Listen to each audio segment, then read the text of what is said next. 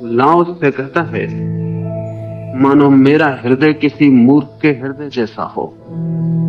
जब देखता है अपने चारों तरफ सब बुद्धिमानों को, तो सोचता है अब एक ही उपाय है, अगर मैं भी बुद्धिमान हूं तो इन्हीं जैसा हूं, अगर ये बुद्धिमान है तो फिर मैं मूर्ख ही हूं, यही उचित है। दो ही उपाय हैं, अगर लाओस से बुद्धिमान है तो हम बुद्धिमान नहीं हो सकते, अगर हम बुद्धिमान हैं तो लाओस से बुद्धिमान नहीं हो सकते। इसमें कोई समझौता नहीं है। स्वभावतः अगर मत से तय करना हो तो लाओस से मूर्ख है, हम बुद्धिमान हैं। इसीलिए व्यंग कर रहा है, इसलिए उसके व्यंग में वचन है। वो ये कह रहा है कि अगर मैं अकेला ये भी कहूं कि तुम सब ना समझ हो, उसका कोई अर्थ ना होगा। मैं अकेला तुमसे कहूं कि तुम सब अंधे हो,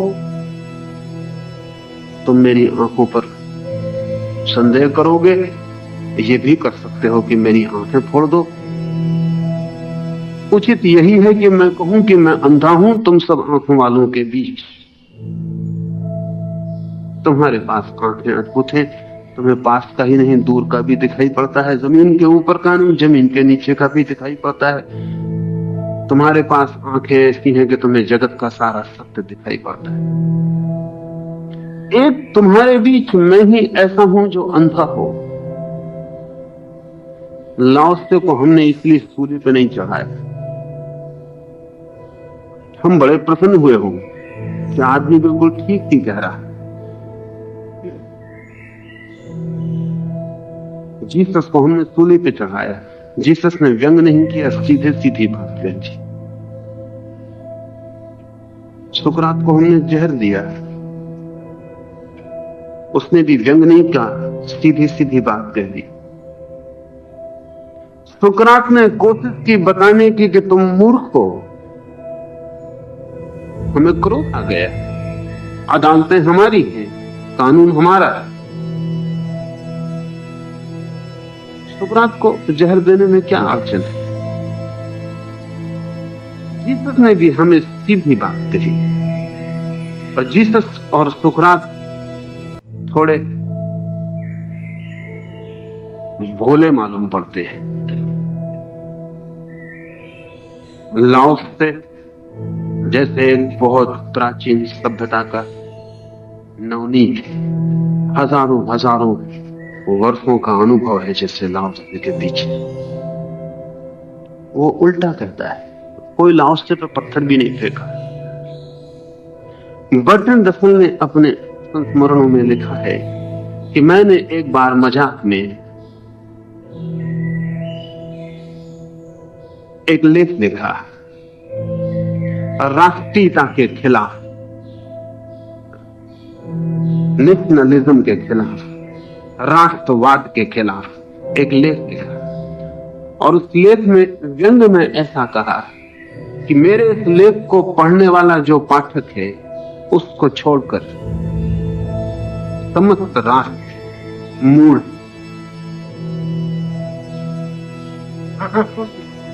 बर्ट्रैंड रसल ने लिखा है कि अनेक लोगों के अनेक मुल्कों से मेरे पास पत्र आए कि आप एक ठीक पहचानने वाले आदमी मिले। पोलैंड से एक आदमी ने लिखा कि आप बिल्कुल ठीक कहते हैं, पोलैंड को छोड़कर सारे जगत के लोग मूढ़ तो हैं।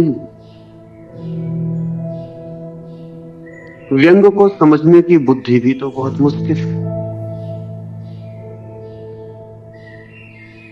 लाओस से अगर आपसे आकर कहे कि आप सब बुद्धिमानों के बीच मैं ही एक मूढ़ हृदय जैसा, तो हम कहेंगे हम पहले ही जानते थे।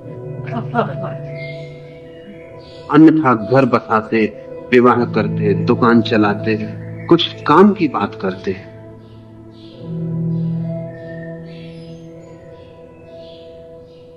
अगर बुद्धि होती तुम्हारे पास तो आज जगत में कहीं होते, किसी पथ पर होते, सफल होते, कोई स्वर्ण पदक होते, कोई राष्ट्रपतियों से दी गई उपाधियां होती।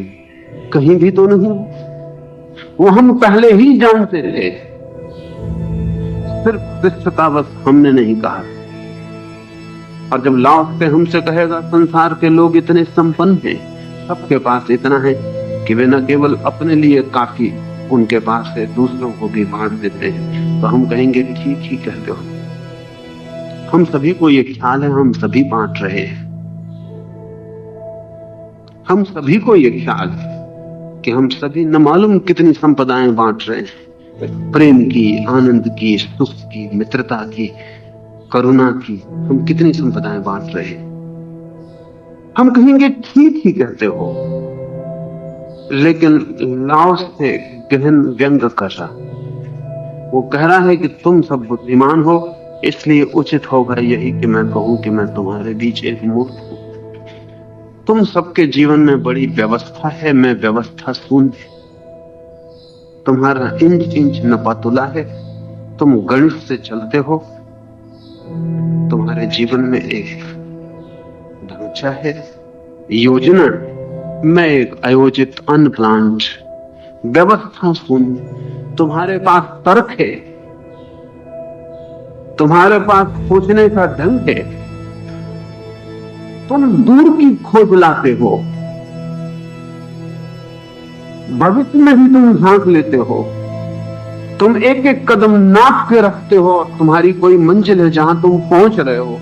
एक मैं हूं कोहरे से भरा हुआ, मेरी बुद्धि में कोई योजना नहीं, कोई गणित नहीं, कोई तर्क नहीं, सब धुंधला धुंधला है, तुम बिल्कुल साफ हो।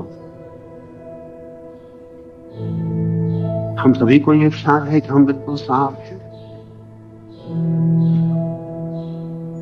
और लाओ से हमें कोहरे से भरा हुआ लगेगा कि हम बातें कर रहा है, हाँ और ना में कोई अंतर नहीं, कि पाप और पुण्य सब समान है, कि शुभ और अशुभ में भेद क्या है। कोहरे से भरी बातें, मूल ही ऐसी बातें कर सकते हैं। समझदार ऐसी बातें करेंगे कि हाँ और ना में अंतर क्या है, तो फिर समझदारी और ना समझदारी में भी अंतर क्या रह जाए। समझदार साफ साफ जानते हैं कि हाँ और ना में अंतर है। समझदार तो यहां तक जानते हैं कि एक हाँ और दूसरे हाँ में भी अंतर है, एक ना और दूसरे ना में भी अंतर है। ना भी हजार तरह की होती हैं, हाँ भी हजार तरह की होती है। समझदार तो अंतर पर ही जीता है, ठीक से हम समझे तो हमारी सारी समझदारी इस पर निर्भर करती है कि हम कितने अंतर, कितने भेद निर्मित कर पाते हैं। जो आदमी जितने भेद देख पाता है उतना बुद्धिमान है। जो कहता है अभेद, कोई भेद नहीं है, वो तो अराजक है, उसके पास बुद्धि नहीं है।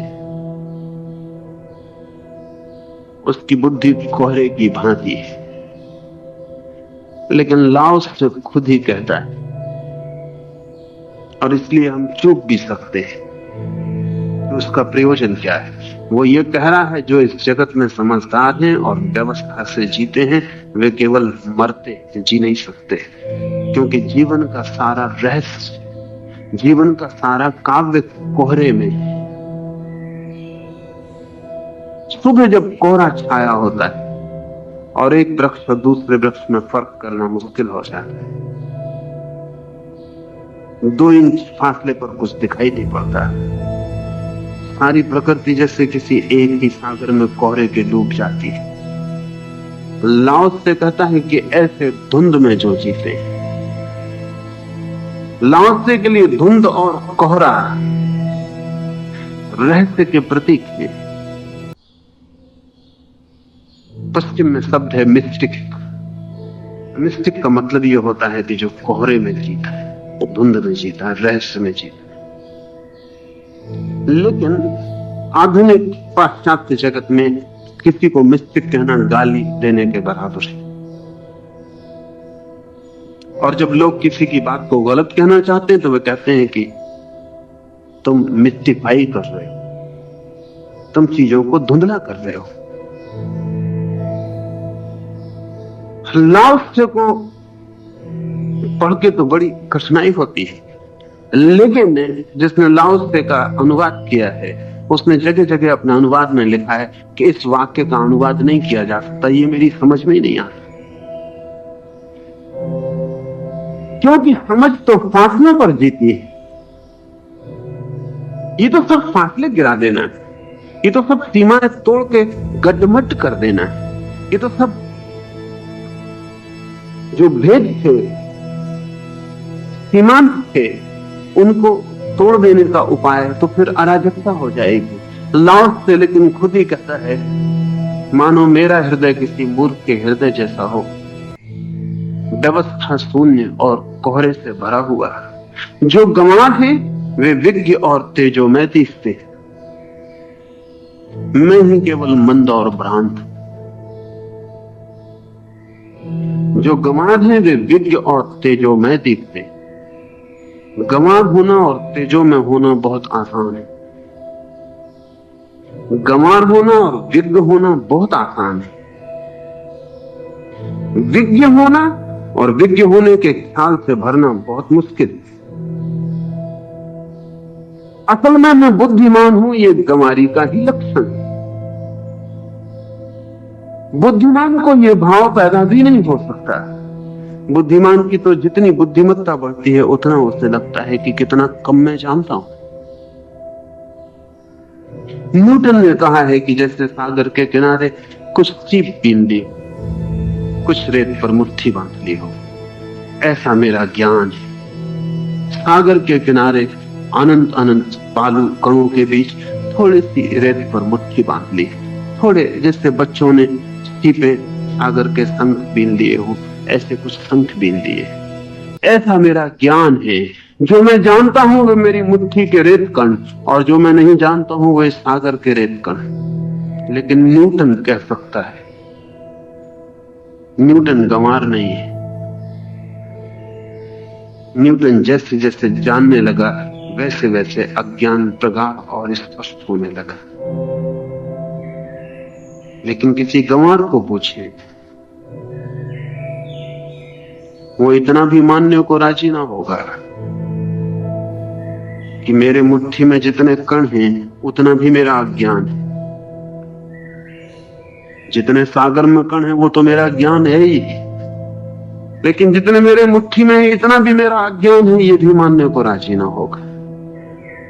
इसलिए मूढ़ बड़े सुनिश्चित होते हैं, और इन सुनिश्चित मूढ़ों के कारण जगत में इतना उपद्रव है जिसका हिसाब लगाना कठिन, क्योंकि वे बिल्कुल निश्चित है। जगत में दो ही कठिनाइयां हैं, मूढ़ों का निश्चित होना, ज्ञानियों का अनिश्चित होना। इसलिए मूढ़ कार्य करने में बड़े कुशल होते हैं, ज्ञानी निष्क्रिय होते मालूम पड़ते हैं। ज्ञानी इतना अनिश्चित होता है, कोहरा छन्न होता है, रहस्य में डूबा होता है, इतने काव्य से घिरा होता है कि गणित की भाषा में सोच नहीं सकता। मूढ़ आंख बंद करके वहां प्रवेश कर जाते हैं जहां देवता भी प्रवेश करने में डरे। मूढ़ काफी सक्रिय होते हैं, उनकी सक्रियता उपद्रव लाती है। सोचे थोड़ा, लाओस को एक तरफ रखें, एक तरफ हिटलर को रखें। हिटलर की सक्रियता का बेचारा लाओस से क्या मुकाबला करेगा।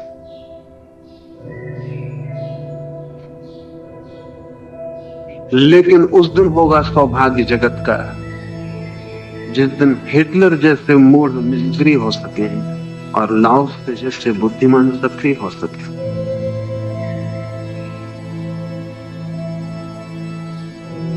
लाओस से कहता है, जो गंवार हैं वे विज्ञ और तेजों में दिखते हैं, उन्हें कुछ पता नहीं है, इसलिए जो भी थोड़ा बहुत उन्हें पता है उस पर वे मजबूती से खड़े होते हैं।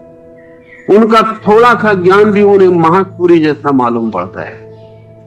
ज्ञानी को उसका महाज्ञान भी एक मिट्टी के दिए जैसा लगता है, टिमटिमाता।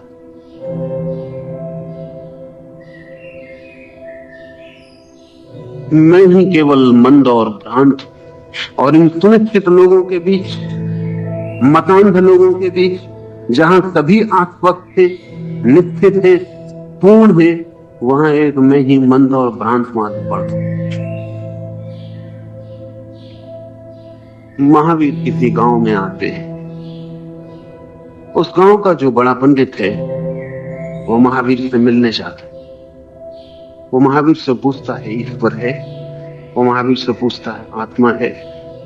महावीर को बोलने का अवसर भी नहीं है, वो प्रश्न पूछे चला जाता है। जैसे ईश्वर के संबंध में प्रश्न पूछना कुछ ऐसा हो कि 2 और 2 कितने होते, कि आत्मा के संबंध में प्रश्न पूछना कुछ ऐसा हो जैसे कोई भूगोल का सवाल हो कि टिम्बकटू कहाँ है,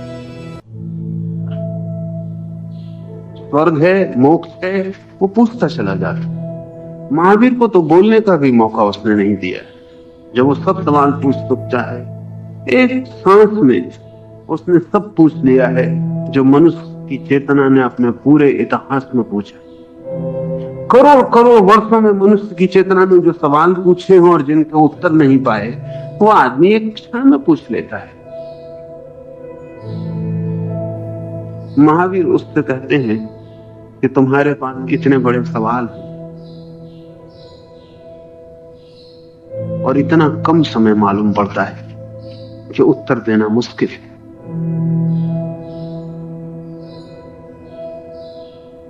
तुम्हारे पास सवाल बड़े हैं और समय कम मालूम पड़ता है क्योंकि तुम एक सवाल पूछते रुकते भी नहीं हो, और एक सवाल ही काफी है कि अनंत जीवन लग जाए उसकी खोज में। उस आदमी ने कहा कि मैं जरा जल्दी में हूं, और फिर ऐसा कोई जरूरी भी नहीं। आपको कुछ ख्याल हो तो कह सकते हैं संक्षिप्त में, और न हो ख्याल तो कोई हर्जा नहीं। यहां से गुजरता था, सोचा आप आए हैं, मिलता चला है।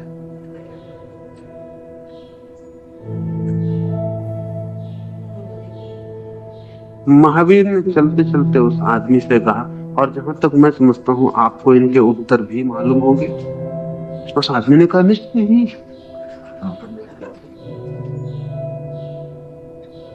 किसको मालूम नहीं है कि ईश्वर मैं आस्तिक हूं, ईश्वर है। ये जो मूलता है, उस मूलता की तरफ इशारा कर रहा है लाओस से कि तुम सभी बहुत आश्वस्त हो। पूछो किसी से ईश्वर है, वो जवाब दे देता है, झिझकता भी नहीं, हाँ कह देता है, ना कह देता है। उसे ख्याल नहीं वो क्या बोल रहा है, किस संबंध में बोल रहा है। ऐसा आदमी खोजना मुश्किल है जिससे पूछे ईश्वर के बाबत और वो चुप रह जाए। वो कुछ कहेगा, हिंदू होगा तो हिंदू के ईश्वर की बात कहेगा, मुसलमान होगा तो मुसलमान के ईश्वर की बात कहेगा, कम्युनिस्ट होगा तो ईश्वर के न होने की बात कहेगा, लेकिन कहेगा। सभी आश्वस्त है, सभी को पता है, इसीलिए तो इतना विवाद है। थोड़ा सोचे, जगत में जो इतना विवाद है वो हमारी मूढ़ता के आश्वस्त होने के कारण है। सभी इतने आश्वस्त हैं कि वो ठीक है, सारी दुनिया गलत है। दूसरे को गलत सिद्ध करने में वे इतने उत्सुक हैं कि वे ये भूल ही जाते हैं कि जिस चीज को वे ठीक कह रहे हैं उसका उन्हें भी पता है या नहीं। इसकी फुर्सत भी नहीं मिलती है। दूसरे को गलत करने में इतना श्रम लगता है कि खुद को सही होने का पता लगाने का भी न तो अवसर है न सुविधा है, और झंझट का काम भी है। दूसरे को गलत करना हमेशा आसान है। लाओस से कहता है यहां सभी को सब कुछ पता है, एक मैं ही मंद और भ्रांत मालूम पड़ रहा हूं, जो बिल्कुल ही भ्रांत नहीं है। वो हमारे बीच भ्रांत मालूम पड़ता है। जो बिल्कुल ही मंद नहीं है वो हमारी झूठी प्रतिभाओं के बीच बिल्कुल ही मंद मालूम पड़ता है। ये करीब करीब ऐसा ही जैसे कागज के फूलों के बीच असली फूल को कोई रखते।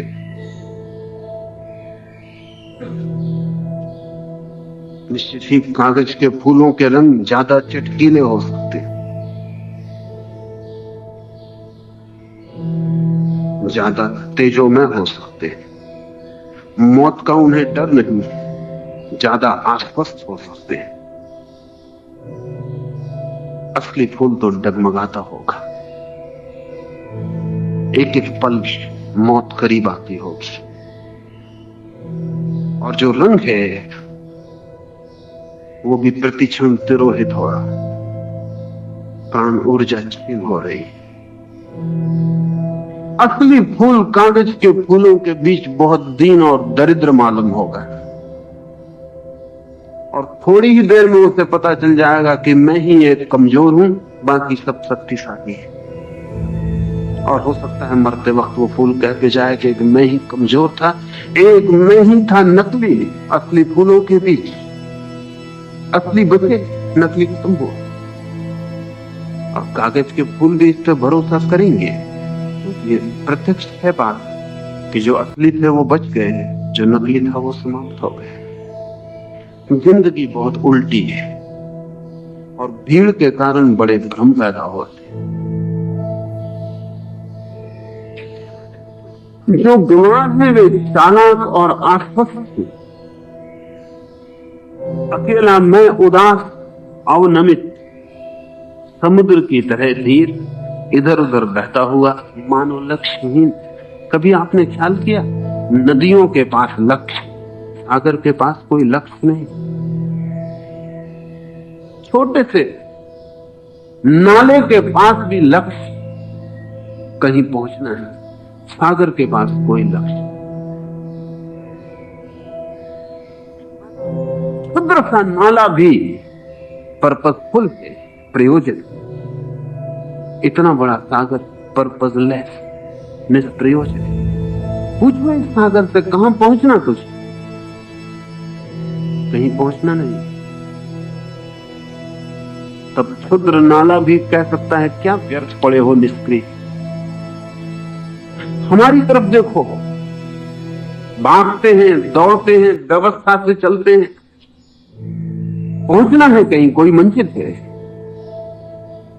कोई भविष्य है। सागर का है केवल वर्तमान, नाले का भविष्य है। लाओ से कहता है, जो गंवार है वे चालाक और आश्वस्त, बड़े गणित में कुशल, बड़ा हिसाब रखते हैं। एक एक इंच, एक एक पाई की व्यवस्था है, और आश्वस्त है कि पहुंच कर रहेंगे, बिना इसकी फिक्र किए कि पहुंचने को कहीं कोई जगह है, कोई मंजिल है, उसकी बिना फिक्र किए आश्वस्त हैं कि पहुंच कर रहेंगे। उनका आश्वासन ही उनके लिए पर्याप्त भरोसा है कि मंजिल होगी।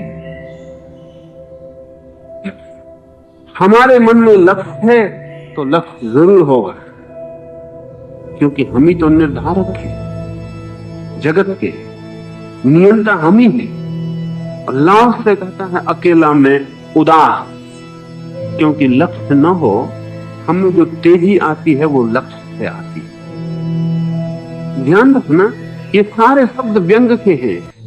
लाओस से कहता है, ऐसा समझे कि हम सबको बुखार चढ़ाओ और एक आदमी गैर बुखार का हो तो बिल्कुल ठंडा मालूम पड़े, कोल्ड। हम कहें कि क्या तुम्हारी जिंदगी जरा गर्मी भी नहीं, थोड़ा गर्माओ, थोड़ी तेजी लाओ, कुछ जीवन का लक्षण दो। थर्मोमीटर लगाते हैं, कोई खबर ही नहीं देता कि तुम में कोई गर्मी।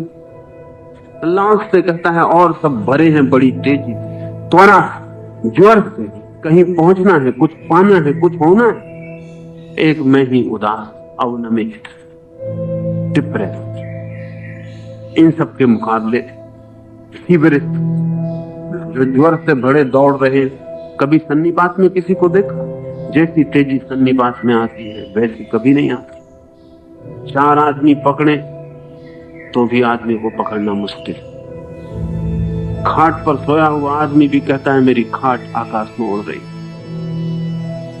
सन्निपात में जो गति आ जाती है,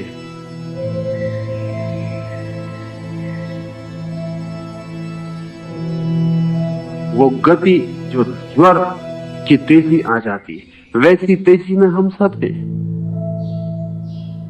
एक राजनीतिज्ञ को देखे, एक आध्यात्मिक ज्वर चढ़ा हुआ है। उस ज्वर में वो ऐसे काम कर लेता है जैसा कि सामान्य स्वस्थ आदमी कभी नहीं कर सकता।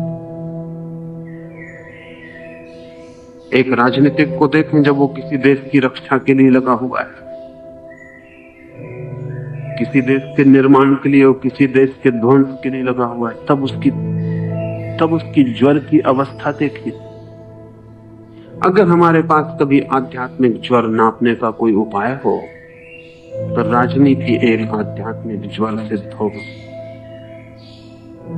लेकिन देखें राजनीतिक को, उसके पैरों की गति को, सुबह से शाम तक उसकी व्यस्तता को, सारे जगत का भार उसके ऊपर। वो नहीं तो सारा जगत नहीं, वो है तो सब कुछ।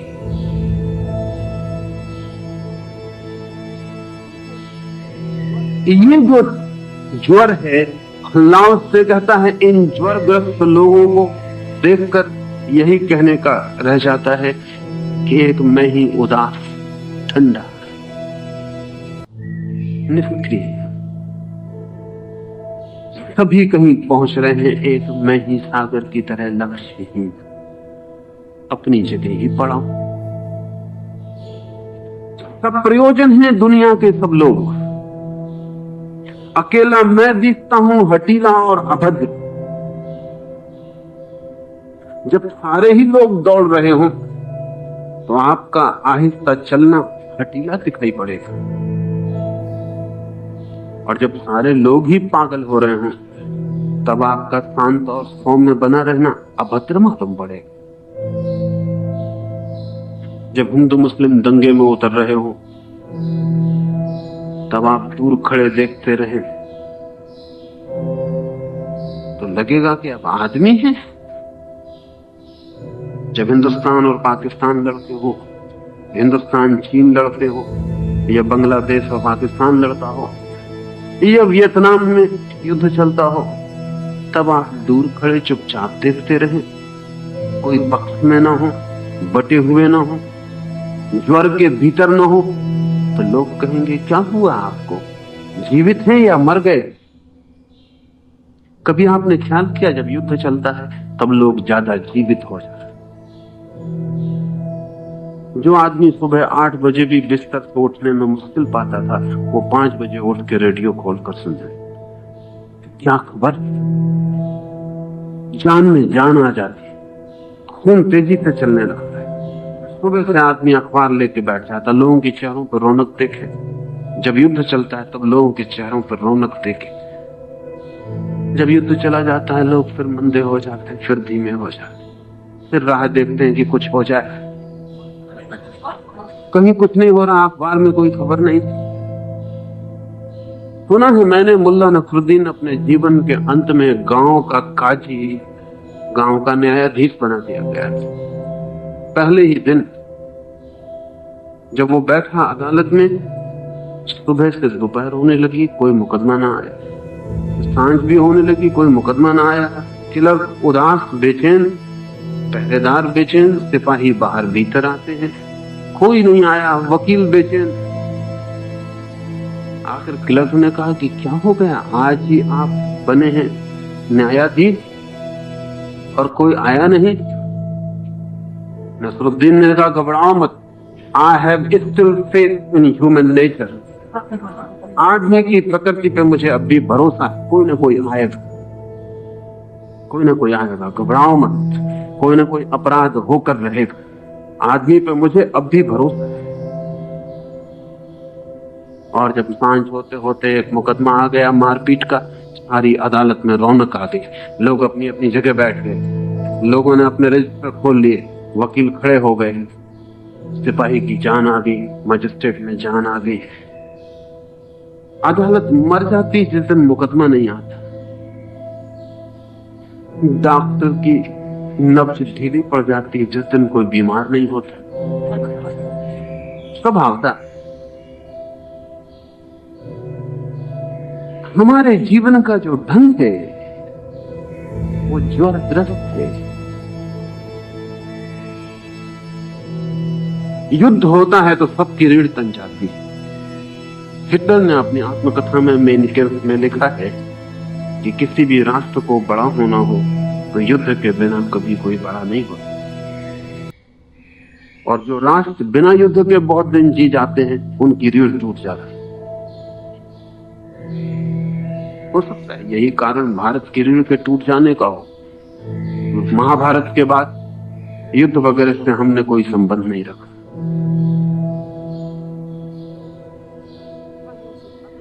हिटलर ने लिखा है कि अगर कोई युद्ध ना भी हो रहा हो तो भी मुल्क में जान बनाए रखने के लिए युद्ध की अफवाहें बनाए रखनी चाहिए कि अब युद्ध हो रहा है, अब युद्ध हो रहा है। सस्पेंशन तो लोगों का खून तेजी से दौड़ता है, आत्मा जोर से धड़कती है, लोग प्राणवान रहते हैं। निश्चित ही ऐसे प्राणवान लोगों के बीच अगर लाओसे को लगता हो एक मैं ही हठीला और अभद्र, जहां सभी बीमारी से भरे हैं और ज्वर में भागे जा रहे हैं और सन्निपात में बक रहे हैं, चिल्ला रहे हैं, वहां मेरी आवाज बड़ी धीमी मालूम पड़ती है।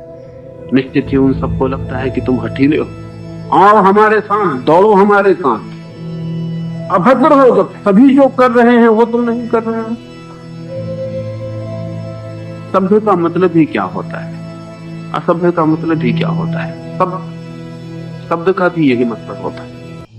सभ्य शब्द बनता है सभा से, जो सभा के साथ हो वो सभ्य, जो सबके साथ हो वो सभ्य, जो सबके साथ ना हो वो असभ्य। सभ्य का मतलब होता है सभा में बैठने की योग्यता जिसमें हो, भीड़ के साथ खड़े होने की जिसमें योग्यता हो वो सभ्य। भद्र कौन है? जो हमारे मापदंड के अनुकूल है। अभद्र वही है जो हमारे मापदंड के अनुकूल है नहीं। तो लाओस से कहता है एक मैं ही दिखता हूं हठीला और अभद्र, लोगों की मानता नहीं, लोग नाराज हैं, भीड़ के साथ चलता नहीं, भीड़ समझती है मैं विक्षिप्त हूं और अकेला मैं ही हूं भिन्न अन्यों से, क्योंकि देता हूं मूल्य उस पोषण को जो मिलता है सीधा ही माता प्रकृति से। ये चारों तरफ जो लोग हैं इनका सारा पोषण, इनके जीवन की सारी ऊर्जा और गर्मी, इनका प्राण सहज स्वभाव और प्रकृति से उपलब्ध नहीं होता। इनका प्राण भविष्य की किन्हीं आशाओं आकांक्षाओं से उपलब्ध होता है, किन्हीं सिद्धांतों, शब्दों, लक्ष्यों से उपलब्ध होता है, सहज प्रकृति और स्वभाव से नहीं। मैं तो उतना ही जीता हूं जितना सहज, जितना प्रकृति जिलाती है उतना जीता हूं, जितना प्रकृति दौड़ाती है उतनी ही मेरी गति है।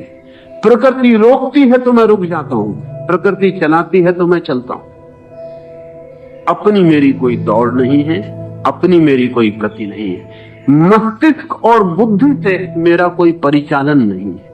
इस अंतिम वाक्य को हम ठीक से समझ रहे हैं। एक ही तो ढंग है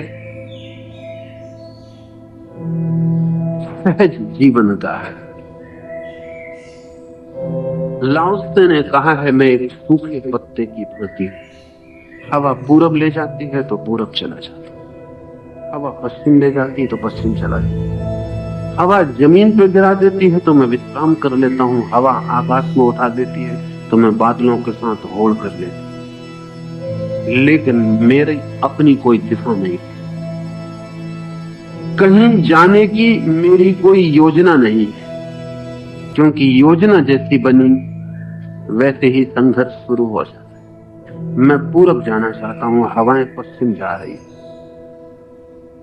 और हवाएं मेरी मानने वाली नहीं। मैं कौन? और हवाओं को मुझसे क्या प्रयोजन है? लाओत्से कहता है हवाएं जिस तरफ बहती हैं वही मेरी दिशा है, और अगर हवाएं बीच में अपनी दिशा बदल लेती हैं तो मेरी दिशा भी बदल जाती है। कहता यह है कि मेरी अपनी कोई दिशा नहीं है जो मैंने बुद्धि से तय की हो, मेरा कोई लक्ष्य नहीं है। प्रकृति का ही अगर कोई लक्ष्य मुझ में हो तो प्रकृति जाने, अगर प्रकृति ही मेरे द्वारा कुछ करवाना चाहती हो तो करवा ले, अगर प्रकृति को मुझसे कुछ ना करवाना हो, मेरी कोई योग्यता पात्रता ना हो, तो मैं अकारण अपनी पात्रता सिद्ध करने की व्यर्थता में ना पड़ूंगा। लाओत्से के लिए प्रकृति का वही अर्थ है जो परमात्मा का, लेकिन लाओत्से परमात्मा शब्द का उपयोग करना पसंद नहीं करते। कारण लाओत्से प्रकृति शब्द उपयोग करना पसंद करते बजाय परमात्मा, क्योंकि परमात्मा को हमने एक सिद्धांत बना लिया और परमात्मा को हमने आगे रख दिया है। और जब भी हम परमात्मा की बात करते हैं तो परमात्मा से हमारा कम प्रयोजन होता है, हमारे परमात्मा से ज्यादा प्रयोजन होता है। परमात्मा पर दावेदारी भी है और परमात्मा में हमने वे सब चीजें डाल दी हैं जो हम चाहते हैं कि हो।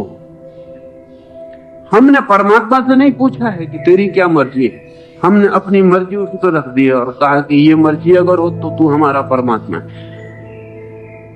हमने, बाइबल कहती है कि ईश्वर ने आदमी को अपनी अनुकृति में बनाया है। God created man in his own image. ईश्वर ने खुद अपनी ही शक्ल में आदमी को बनाया। लेकिन नीचे कहता है इस वाक्य से ज्यादा गलत दूसरा वाक्य खोजना कठिन, क्योंकि सच्चाई उल्टी है। सच्चाई यह है कि आदमियों ने ईश्वर को अपनी शक्ल में बनाया, इसलिए तो इतने ईश्वर है क्योंकि इतने आदमी। काला आदमी ईश्वर को गोरी शक्ल का नहीं बना सकता, गोरा आदमी ईश्वर को काली शक्ल का नहीं बना सकता है। और अफ्रीका का ईश्वर अफ्रीकी की ही अनुकृति होता है और हिंदू का ईश्वर हिंदू की अनुकृति होता है। हमारे ईश्वर हमारे गढ़े हुए होते हैं। ईश्वर ने हमें गढ़ाया नहीं वो दूसरी बात, लेकिन हम ईश्वर को रोज गढ़ते हैं और इसलिए हर 200-400 साल में ईश्वर की शक्ल बदल जाती है, क्योंकि 200-400 साल में गढ़ने वाले बदल जाते हैं, उनके ढंग बदल जाते हैं, सोचने की व्यवस्था बदल जाती है, तो फिर नए ईश्वर बनाने पड़ते हैं। आदमी के पास ईश्वर निर्मित करने के बड़े कारखाने, वहां वो उन्हें निर्मित करता है। फैशन बदलती है, ईश्वर को बदलना पड़ता है। फैशन के हिसाब से ईश्वर की भी फैशन होती है और पुराने ईश्वर कभी कभी आउट ऑफ डेट पड़ जाते हैं, उनको फेंक देना पड़ता है, फिर नए ईश्वर गढ़ लेने पड़ते हैं। हमसे उनका तालमेल रहना चाहिए। अगर आप 5000 साल का इतिहास उठा के देख लें तो आपको पता चलेगा कितने ईश्वर डिस्कार्डेड, कितने ईश्वर को हम फेंक चुके हैं उठा के बाहर। आज हमको ख्याल भी नहीं आएगा कि हमारे फेंके हुए ईश्वर हमने दूसरे गढ़ लिए। वक्त बदलता है, हमें बदलाहट करनी पड़ती है। अगर हम 5000 साल पुराने ईश्वर को देखें तो हमको दिक्कत मालूम पड़ेगी कि इसको ईश्वर माने। हमारी धारणाएं बदल गई, इसलिए बड़ी अड़चन आती है। हम पुराने ग्रंथों की पूजा करते जाते हैं लेकिन उनको खोल के कभी देखते नहीं कि उसमें ईश्वर की शक्ल क्या है। अगर हम पुराने यहूदी शक्ल को देखें ईश्वर की तो ईश्वर बड़ा खूंखार मालूम पड़ता है, तानाशाह मालूम पड़ता है। वो कहता है जो मेरा नाम न लेगा उसको नरकों में चढ़ाऊंगा, गलाऊंगा, काटूंगा, आग में डालूंगा। जो मेरे खिलाफ है उसके बचने का कोई उपाय नहीं, जो मेरे पक्ष में है उसी को मैं बचाऊंगा। अगर आज हमारा ईश्वर ऐसी भाषा बोले तो हमें लगेगा ये तो बहुत तानाशाही हो गई। लोकतंत्र की भाषा बोलो, डेमोक्रेटिक, ये तो डिक्टेटोरियल मामला हो गया। ऐसे ईश्वर को आज हम बर्दाश्त न करेंगे, क्योंकि ऐसा ईश्वर तो हमें हिटलर और मुसोलिनी और तोजो की शक्ल का मालूम पड़े। और ये भी कोई ईश्वर हुआ जो इस तरह की बातें बोलता है? डिस्कार्डेड। यहूदी भी किताब की पूजा कर लेते हैं लेकिन ईश्वर की चर्चा नहीं करते, बिल्कुल इसकी चर्चा नहीं करते। जीसस ने पूरी धारणा बदल दी। जीसस ने कहा कि ईश्वर है प्रेम, गॉड इज लव। अब ईश्वर जो जीसस का है, उसका जीसस के पिता का जो ईश्वर था उससे कोई मेल नहीं, तालमेल नहीं। इसे हम लौटे। अगर हम वेद के वचन पढ़ें, अगर हम प्रार्थनाएं पढ़ें तो हमें बड़ी हैरानी होगी कि कैसी प्रार्थनाएं। एक किसान प्रार्थना करता है कि हे ईश्वर मेरे खेत में वर्षा कर देना, लेकिन मेरे दुश्मन के खेत में वर्षा मत। आज हमें लगेगा ये भी प्रार्थना है, कभी थी, और जब थी तब किसी को शक नहीं आया, आज शक आया, क्योंकि बुद्ध ने और महावीर ने धारणा बदल दी। उन्होंने कहा प्रार्थना में अगर वैमनस्य आ गया तो प्रार्थना तो खराब हो गई। बुद्ध ने कहा है कि ध्यान तुम करना और ध्यान के बाद प्रार्थना करना कि मेरे ध्यान से जो शांति मुझे मिली वो सब में बिखर जाए, मुझे चाहे न मिले लेकिन सबको मिल जाए। अब बुद्ध बीच में आ गए तो ये वेद की जो प्रार्थना है मुश्किल में पड़ गई, इसको डिस्कार्ड करना पड़ा। वेद की हम पूजा करते चले जाएंगे, लेकिन आज वेद को मानने वाले कोई बड़ी तकलीफ होगी। फिर एक ही रखता है, वो इसके अर्थ बदले, वो बताए कि इसमें ये अर्थ ही नहीं। अरविंद ने पूरी चेष्टा यही की कि इसमें ये अर्थ ही नहीं, लेकिन वो चेष्टा ईमानदार नहीं है, क्योंकि एकांश सूत्र ऐसा होता तो हम समझते। वेद में 90% सूत्र ऐसे,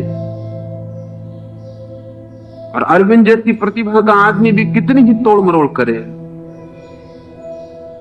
इसको झुटलाया नहीं जा सकता। लेकिन अरविंद की तकलीफ भी है, तकलीफ यह है कि वो वेद को अप टू डेट कर रहे हैं। वो जो वेद 5000 साल पीछे पड़ गया है, उनका श्रम यह है कि वो उसे आज के योग्य बना दें, वो वेद को नई शक्ल दे दें, ताकि हमारे लिए ग्राह्य हो जाए। हमको अपने ईश्वर की शक्ल में रोज का उपयोग करना पड़ता है, रोज उसको बदलना पड़ता है। ईश्वर हमारा बनाया हुआ है, इसलिए लाओस से ईश्वर शब्द का प्रयोग नहीं करता। लाओस से कहता है प्रकृति। प्रकृति शब्द बहुत कीमती है। प्रकृति का मतलब होता है बनने के भी जो पूर्व था। प्रकृति का अर्थ होता है that which was before creation, प्रा और कृति, निर्माण के पहले जो था, सब होने के पहले जो था, सब बना उसके पहले जो था, सबके होने के मूल में जो छिपा है, सबका जो आधार है। रूप जब मिट जाते हैं तो जिसमें गिरते हैं, और रूप जब उठते हैं तो जिससे उठते हैं। प्रकृति का अर्थ है वो तत्व जो रूप लेने के पहले था। लाओस से कहता है वही मां है, वही मूल स्रोत है। मैं उसी से जीता हूं, मेरा अपना कोई लक्ष्य नहीं है। उस प्रकृति का कोई लक्ष्य मुझसे हो, पूरा हो जाए, न हो कोई ऐतराज नहीं। अगर वो प्रकृति मुझे चाहती है मैं बेकार ही रहूं और खो जाऊं, तो यही मर्जी पूरी हो। अगर कोई काम से लेना हो, काम ले ले, लेकिन मेरी अपनी तरफ से निर्धारित कोई नियति, कोई डेस्टिनी नहीं है। यही समझने जैसा है। लाओस से कहता है छोड़ता हूं अपने को मैं उसी पर जिससे मैं पैदा हुआ और जिसमें मैं कल हो जाऊंगा। मैं बीच में बाधा क्यों दूंगी? मैं क्यों कहूं कि मुझे मोक्ष चाहिए, जब मुझे अपने होने का पता नहीं? जब मैं अपने को पैदा नहीं कर सकता तो मैं अपने को मोक्ष कैसे पहुंचा सकूंगा? लाओस से कहेगा कि जितने लोग अपनी चेष्टा से कुछ पाने में लगे हैं वे ऐसे लोग हैं जैसे कोई आदमी अपने जूते के बंद पकड़ के खुद को उठाने की कोशिश पर लगा। कोशिश कितनी ही करो, परिणाम कुछ ना होगा। थोड़ा बहुत उछल कूद भी कर सकता है आदमी, उछलेगा कूदेगा तो लगेगा कि उठता भी हूं बीच बीच में, फिर जमीन पर पहुंच जाएगा।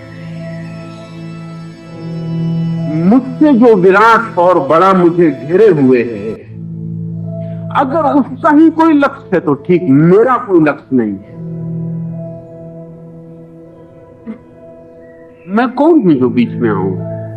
न मुझसे मेरे जन्म के समय प्रकृति ने पूछा कि बनाते हैं तुम्हें क्या इरादा है, न मेरी मौत के वक्त कोई मुझसे पूछेगा कि मिटाते हैं तुम्हें क्या इरादा है। न प्रकृति मुझसे पूछती है कि तुम्हारे भीतर रखते हैं ये हृदय किस लिए धड़के तुम तय करना। नहीं, कोई प्रकृति कहती नहीं। प्रकृति बना देती है, मिटा देती है। बीच में जो हम विचार करना शुरू करते हैं उससे हम अपने लक्ष्य निर्धारित कर लेते हैं। लाओस से कहता है अपने लक्ष्य निर्धारित करके हम उन नालों की तरह हो जाते हैं जो चलते बहुत हैं लेकिन पहुंचते उसी सागर में हैं जो कहीं नहीं जाता। नाले चलते बहुत हैं और चलते वक्त नाला सागर से कह भी सकता है क्या पड़े हो, चलो। हम छोटे छोटे इतना चल रहे हैं तो तुम इतने बड़े हो, चलो। लेकिन ये नाले चल चल के पहुंचते कहां हैं, गिरते कहां हैं, खोते कहां हैं? उस सागर में खो जाते हैं जिसे इन्होंने कहा था क्या बेकार पड़े। लाओस से हम बुद्धिमानों को कहेगा कि तुम व्यर्थ ही दौड़ रहे हो, क्योंकि तुम वहीं पहुंच जाओगे जहां मैं पड़ा ही हुआ हूं। इसका मतलब समझने, तुम वहीं पहुंचोगे जहां मैं पहुंचा ही हुआ हूं। तुम चल चल के पहुंचोगे, बहुत चलोगे, बहुत परेशान, चिंता लोगे, रातें खराब करोगे, निद्रा खो जाएगी, 1000 बीमारियां पाल लोगे। सोचिए, नाले की तकलीफ सागर तक लंबी यात्रा है। कितने समझौते करने पड़ते हैं, किस नदी में गिरना पड़ता है, किस तरह खुद को बचाना पड़ता है। और बचा के भी होता क्या है? मजा ये है, सागर का अंतिम जो घटना घटने वाली है वही घटती है। बचाए नाला तो न बचाए तो। नाला बचाता है कि कहीं रेगिस्तान में न खो जाऊं। रेगिस्तान में भी कोई नाला खो जाएगा तो जाएगा कहां? सूरज की किरणों से चढ़ेगा और सागर में पहुंच जाएगा। नदी में चला जाऊं, बड़ी नदी का सहारा ले लूं, कहीं छोटी नदी के सहारे तो हो सकता है न पहुंच पाऊं, तो बड़ी नदी का सहारा ले लूं, बड़ा सहारा ले लूं। छोटी नदियां भी वहीं पहुंच जाती हैं, बड़ी नदियां भी वहीं पहुंच जाती हैं। और मजा ये है कि सबकी अंतिम परिणति उस सागर में हो जाती है जो कहीं जाता ही नहीं। लाओस से कहता है अकेला मैं उदास अवनमित, समुद्र की तरह धीर, इधर उधर बहता हुआ, मानो लक्ष्यहीन। ऐसा दिखता है कि लहरें यहां आ रही वहां जा रही, लक्ष्यहीन। कभी आपने ख्याल किया कि सागर में जब आपको लहरें आती जाती मालूम पड़ती हैं तो आप एक बड़े भ्रम में होते हैं। सागर के तट के किनारे खड़े होकर आप देखें तो लगता है दूर से फेनोज्वल फेन के शिखर से नदी भागती चली आ रही है। लहर आती है, चली आती, तट से टकराती है, बिखर जाती। लेकिन वैज्ञानिक कहते हैं कि लहरें अपनी जगह नहीं छोड़ती। सागर में जो लहर आपको दिखती है आती हुई, वो सिर्फ आंखों का वहम, भ्रम, इल्यूजन है। एक लहर उठती है, नीचे गड्ढा हो जाता है, एक लहर गिरती है, पास का पानी ऊपर उठ जाता है। वो जो पास का पानी ऊपर उठ जाता है और पहला पानी नीचे गिर जाता है, आपको लगता है पहली लहर आगे आ गई। कोई लहर आगे नहीं आती। इसलिए तो स्टेज पर नाटक में आसानी से लहरों का भ्रम पैदा किया जा सकता है, कोई अड़चन नहीं। आप जो बिजली के बल्बों को देखते हो शादी विवाह के मंडप पर लगा हुआ, लगते हैं भागे चले जा रहे हैं। वो कोई भाग नहीं रहा है, बल्ब अपनी जगह जलता है, बुझ जाता है। एक बल्ब बुझा, दूसरा जल जाता है। वहम पैदा होता है कि बिजली यात्रा कर गई। सागर की लहरों में भी वैसा ही वहम है। एक लहर उठती है, नीचे गड्ढा हो जाता है, वो गिरती है, पास का पानी ऊपर उठ जाता है। आपको लगता है लहर यात्रा कर गई। कोई लहर यात्रा नहीं करती, सब अपनी जगह उठती गिरती रहती। सागर में यात्रा है ही नहीं। सागर स्थिर, इसलिए सागर को हमने कहा है धीर। उसमें अधेरी है ही नहीं। अधेरी का मतलब क्या होता है? अधेरी का मतलब होता है कहीं पहुंचना। जब तक नहीं पहुंचे तब तक धैर्य कैसे हो? सिर्फ धैर्य में तो वही हो सकता है जिससे कहीं पहुंचना नहीं है। पहुंचने वाले को तो अधेरी में जीना ही पड़ेगा, और जितनी जल्दी होगी पहुंचने की उतना अधेरी होगा। पश्चिम में देखते हैं अधेरी ज्यादा है पूरब की बजाय। और कारण सिर्फ एक छोटा सा है, या बड़ा भी कह सकते हैं। कारण सिर्फ इतना है कि पश्चिम में ईसाइयत, यहूदी और इस्लाम तीनों धर्मों ने एक ही जन्म को स्वीकार किया है। एक ही जिंदगी है, समय बहुत कम, पहुंचना जल्दी है। भारत में पूर्व में अंधेरी नहीं है। उसका कारण ही नहीं कि आप बहुत धीर हैं, आपके पास टाइम एक्सटेंशन ज्यादा है, जन्मों जन्मों का। इसमें नहीं तो अगले में पहुंच जाएंगे, अगले में तो और अगले में पहुंचे। ऐसी जल्दी क्या है? क्योंकि हमने धारणा बनाई है पुनर्जन्मों की श्रृंखला। हमारे पास समय बहुत है, इसलिए हमें घड़ी की बहुत चिंता नहीं है। समय इतना ज्यादा है कि नाप के भी क्या करना है। सागर को कोई नापता है? सागर को क्या नापिएगा? हमारे पास इतना समय है कि क्या नापना है। इसलिए हम धीरज में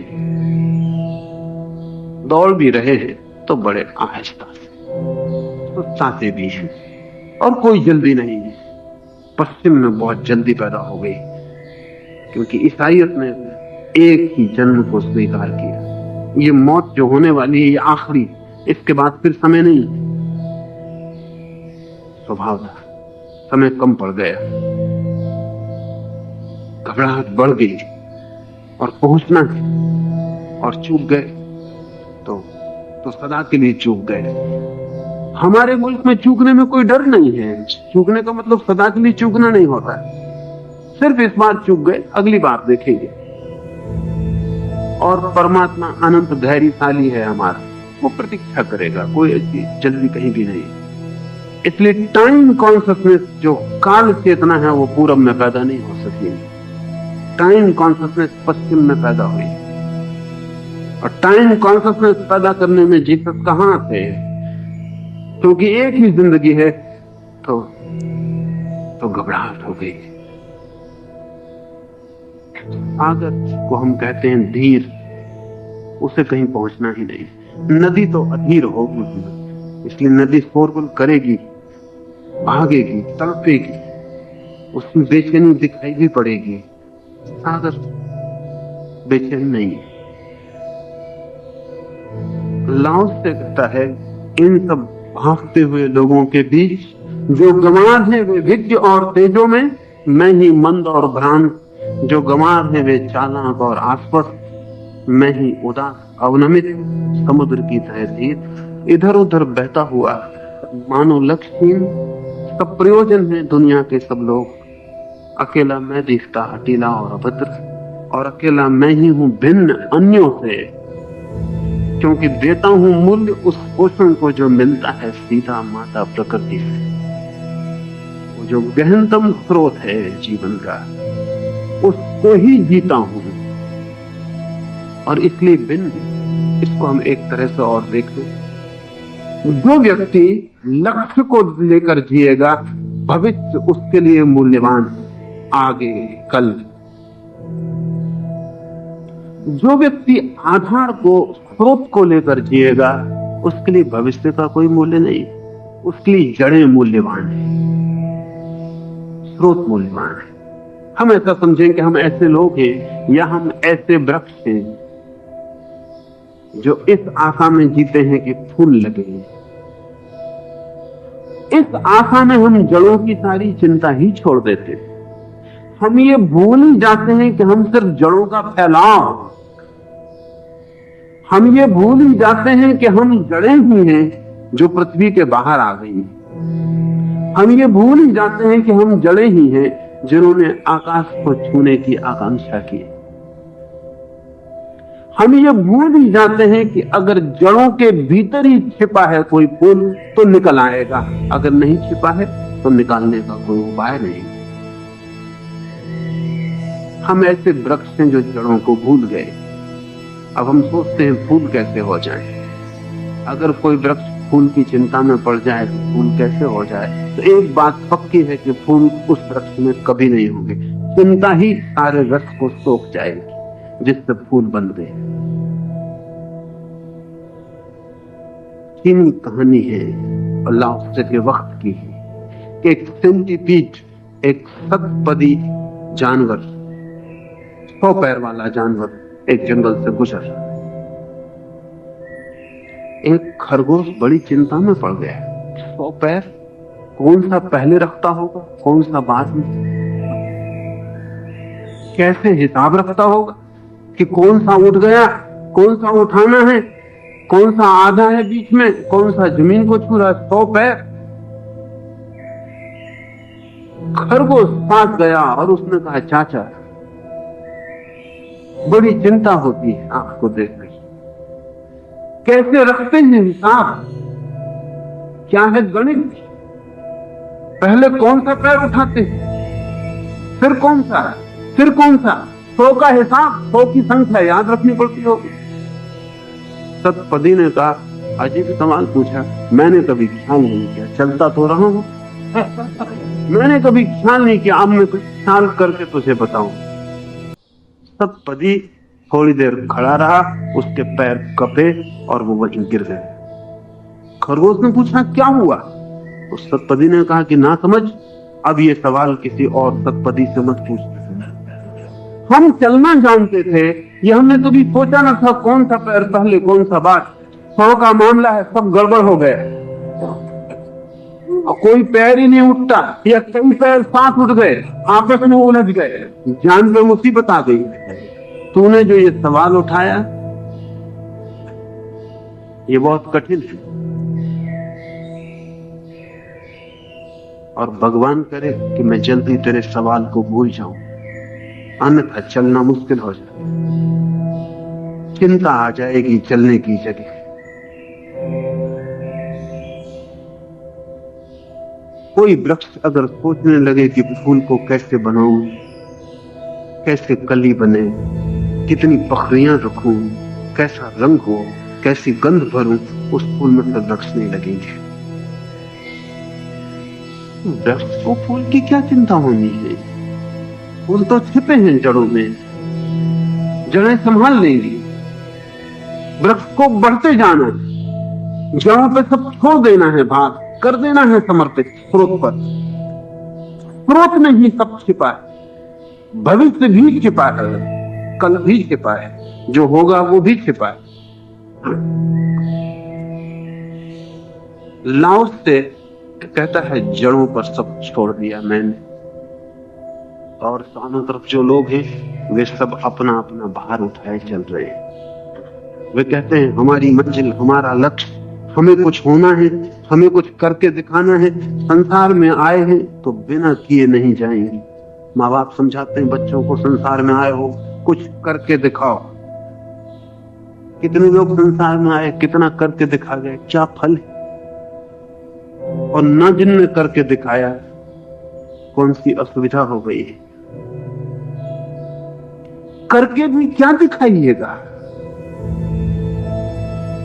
लेकिन चिंता पैदा हो जाए, चिंता सारे के सारे मस्तिष्क को ग्रसित कर लेती, फिर एक एक कदम हिलाना मुश्किल हो जाए, सतपदी की हालत हो जाए। आज आदमी करीब करीब चीनी कहानी के सतपदी की हालत में तो कुछ नहीं सोचता, क्या करे क्या ना करे, कैसे करे, सब अस्त व्यस्त हो गया है, हो जाएगा, क्योंकि जड़ों से हमने सब छीन लिया है और उनमें ही सब छिपा है, सब मस्तिष्क में रख लिया है। लाओत्से के अनुयायी कहते हैं, खोपड़ी से सोचने से बचना।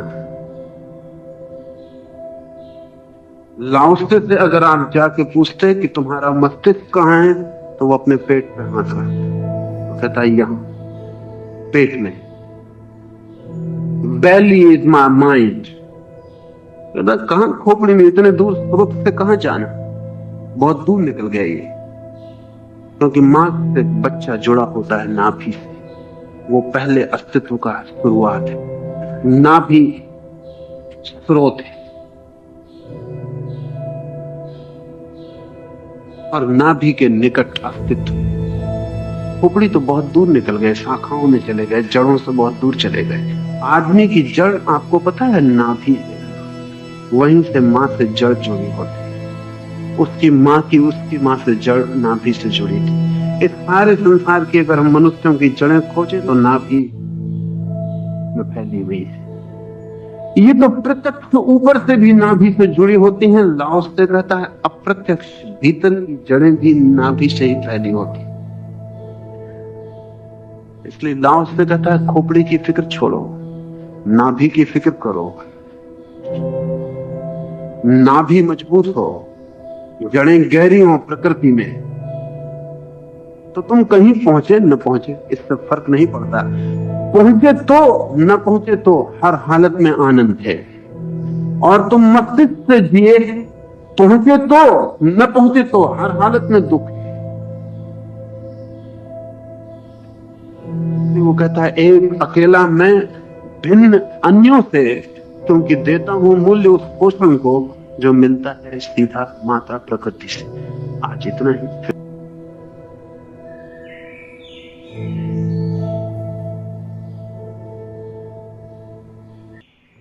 नमस्कार। तो स्वागत है आपका एक और नई वीडियो के एक और नए डीपर डाइव सेक्शन में। इस वीडियो को पहले तो मैं ये बताना चाहूँगा कि ये वीडियो एक बहुत बड़े उपनिषद ताओ उपनिषद का एक भाग है। इस वीडियो को बनाने का एकमात्र उद्देश्य यही था कि किस तरीके से ओशो लाओत्से के माध्यम से हमको ये समझाने का प्रयास करते हैं कि असलियत में बुद्धिमान होने में और अपने आप को बुद्धिमान समझने में कितना ज़्यादा अंतर और कितना ज़्यादा डिफरेंस हमें देखने को मिलता है। ओशो लाओत्से के माध्यम से यह समझाने की कोशिश करते हैं कि जो मूर्ख आदमी होता है, जिसको उन्होंने इतना गंवार की तरफ से भी बोला है, वह अपने छोटे से ज्ञान को इतना ज़्यादा समझता है कि उसे लगता है कि बस इतना ही है। वह अपने ज्ञान पर घमंड करता है, उस पर तर्क वितर्क करता है, अपने आप को सबसे महान समझता है।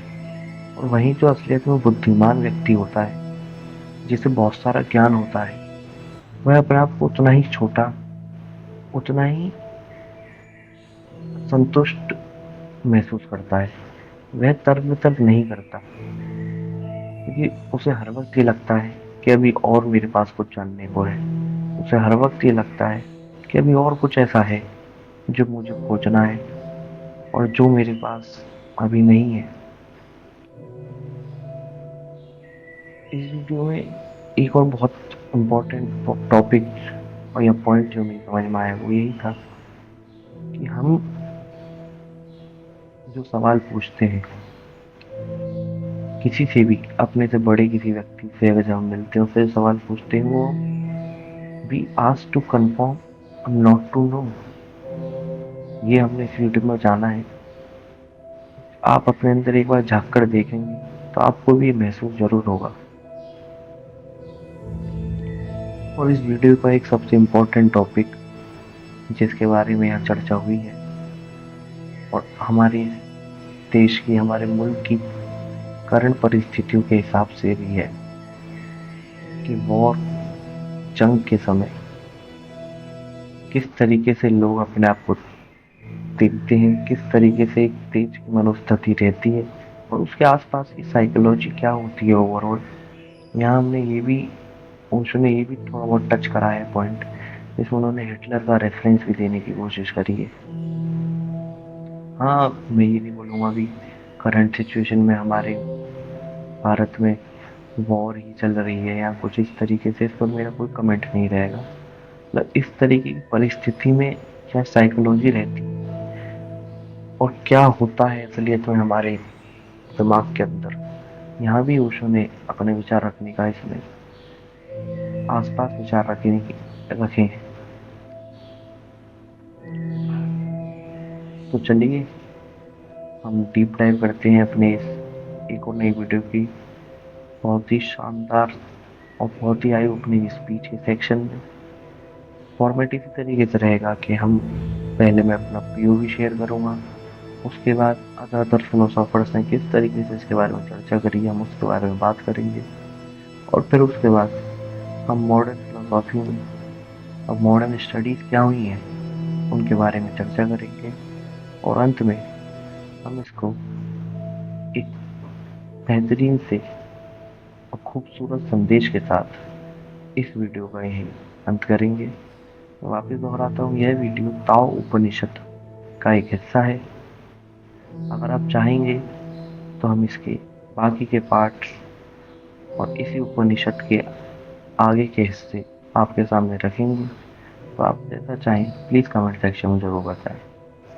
तो चलिए फिर डीप डाइव करते हैं इस वीडियो में। तो सबसे पहले मैं मेरा पीओवी शेयर करना चाहूँ, तो मैं यही तो जो मेरी समझ में आया, जो थी मेरी समझ रही इस स्पीच की, वह यही थी कि जितना ज़्यादा हम खुद को जानते हैं, हमारे आसपास के लोगों को जानते हैं, जितना ज़्यादा हम पढ़ते हैं, पढ़ने से मेरा मतलब किताबी पढ़ाई नहीं, रियल नॉलेज जितना हम ज़्यादा गेन करते हैं, उतना ज़्यादा हम अपने आसपास के लोगों से, अपने आसपास की भीड़ से उतना ही ज़्यादा कटते चले जाते हैं।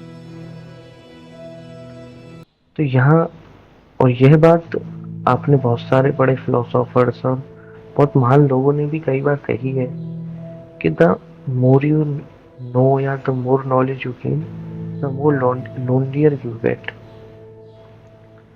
तो यही बात इससे ये तो सिद्ध हो जाती है कि जितना ज़्यादा हम जानेंगे उतना ज़्यादा हम नॉर्मल या जो आम लोगों की भ्रांतियां हैं, जो वो अपनी समझ को जिस तरीके से देखते हैं, उससे हम काफ़ी ज़्यादा अलग अलग होना शुरू कर देते हैं। जैसे एक बहुत इसका सटल एग्जाम्पल होगा कि जो आप लोग फिलोसॉफी या स्पिरिचुअलिटी फॉलो करते हो, आप धीरे धीरे एक बहुत स्पिरिचुअलिटी का कोर मैसेज हमको समझ में आता है कि कुछ भी अलग नहीं है, यानी कुछ डिफरेंस नहीं है सही और गलत के बीच, कुछ डिफरेंस नहीं है सच और झूठ के बीच, कुछ डिफरेंस नहीं है किसी के भी इस तरीके की चीज़ों के बीच। ये सारी चीज़ें कोहरे के भीतर है। जिस तरीके से हम चीज़ों को देखते हैं उस तरीके से वह नहीं है। हर चीज़ का अपना पर्सपेक्टिव है, और वो पर्सपेक्टिव एक जगह सब मिला हुआ है। जैसे कोहरे के पीछे एक पेड़ हो या एक छोटा वाला पौधा हो, हमको नहीं पता चलता कि इसमें से क्या क्या है। इतना सिर्फ समझ में आता है कि हाँ यहाँ कुछ हरियाली है, लेकिन हम इतना डिफ्रेंशिएट नहीं कर पाते। और वही हम स्पिरिचुअलिटी में धीरे धीरे जानने शुरू करते हैं कि असलियत में जो है वह वैसा इतना स्पष्ट नहीं है, इतना कुछ क्लियर नहीं है जितना हमें दिखाया जाता है या जितना हमें हमारा समाज बताने की कोशिश करता है। कुछ ऐसा एब्सोल्यूट नहीं है। There is nothing absolute. हर कुछ एक पर्सपेक्टिव, एक कॉन्टेक्स्ट और एक आपस की ख्याल परिस्थिति के ऊपर निर्भर करता है। ये वीडियो में एक बहुत ज़्यादा डीप एम्फसाइज करा गया, जो शब्द इस्तेमाल करा गया गंवार और बुद्धिमान। यहाँ से अगर हम शब्द को, मेरा इस शब्द पर इतना फोकस ना जाकर, अगर हम इसके पीछे का मैसेज जो मेरी समझ में आया वह यही था कि असलियत में जो गंवार व्यक्ति या वो व्यक्ति जो कम जानता है, वह अपने आप को इतना बुद्धिमान समझता है कि वो समझता है उसका जो ज्ञान है वो बहुत है। उसकी पहचान ही यही है कि जब किसी को ये लगने लगे कि मेरे को तो बहुत पता है और मेरे को जो पता है वही सब कुछ है, असलियत में बुद्धिमानी की राह से बहुत दूर निकल गया है। यह बुद्धिमानिता की राह नहीं है। इसी को आपने सुना हो तो उसने हिटलर और लाओत्से के बीच कंपैरिजन करके बताया कि किस तरीके से हिटलर जो फेमस है, या जो हिटलर का टाइम था, उसमें हिटलर अपनी चीज़ों के ऊपर इतना ज़्यादा अडिक्ट और इतना ज़्यादा एब्सोल्यूट था कि उसकी नज़र में उसके अलावा कोई और सही था ही नहीं। और वहीं दूसरी तरफ लाओत्से है, जिनके लिए सब सही है और कुछ सही भी नहीं है। ये एक बहुत बड़ा डिफरेंस जो मेरी समझ में आया, जो हमने इस वीडियो में जाना। एक और की पॉइंट जो मेरे को लगा आपके साथ शेयर करना चाहिए, कि जो हमने महावीर वाली कहानी से देखा, कि हम सवाल पूछते हैं कंफर्मेशन के लिए, अपने अंदर के बिलीफ्स को सही साबित करने के लिए, अपने अंदर के जो पर्सपेक्टिव है उसको सही साबित, उसको उसके बारे में अच्छा महसूस करने के लिए हम सवाल पूछते हैं, ना कि इसलिए कि हमको उस सवाल का रियल आंसर चाहिए। अब यहाँ कहानी में ओशो ने बताया कि वो सवाल महावीर से पूछते हैं। यहाँ हम खाली महावीर को ना देखकर हम अपने अपने से किसी भी बड़े व्यक्ति के साथ जब भी हम किसी को मिलते हैं, या जब भी हम किसी से मिलते हैं, मैं मतलब, तो हमारा सवाल पूछने का एक ही मकसद होता है। अगर आप अपने मन में प्लीज झांक कर देखना, अपने मन में एक बार इस बारे में जरूर सोच कर देखना, कि जब हम सवाल पूछ रहे होते हैं उस व्यक्ति से, क्या वो सवाल इसलिए हम पूछते हैं कि हमको उसका जवाब चाहिए, या हम उस जवाब की तलाश में हैं, या इसलिए कि हमारे पास उसका जवाब है लेकिन ये नहीं पता सही है या गलत है।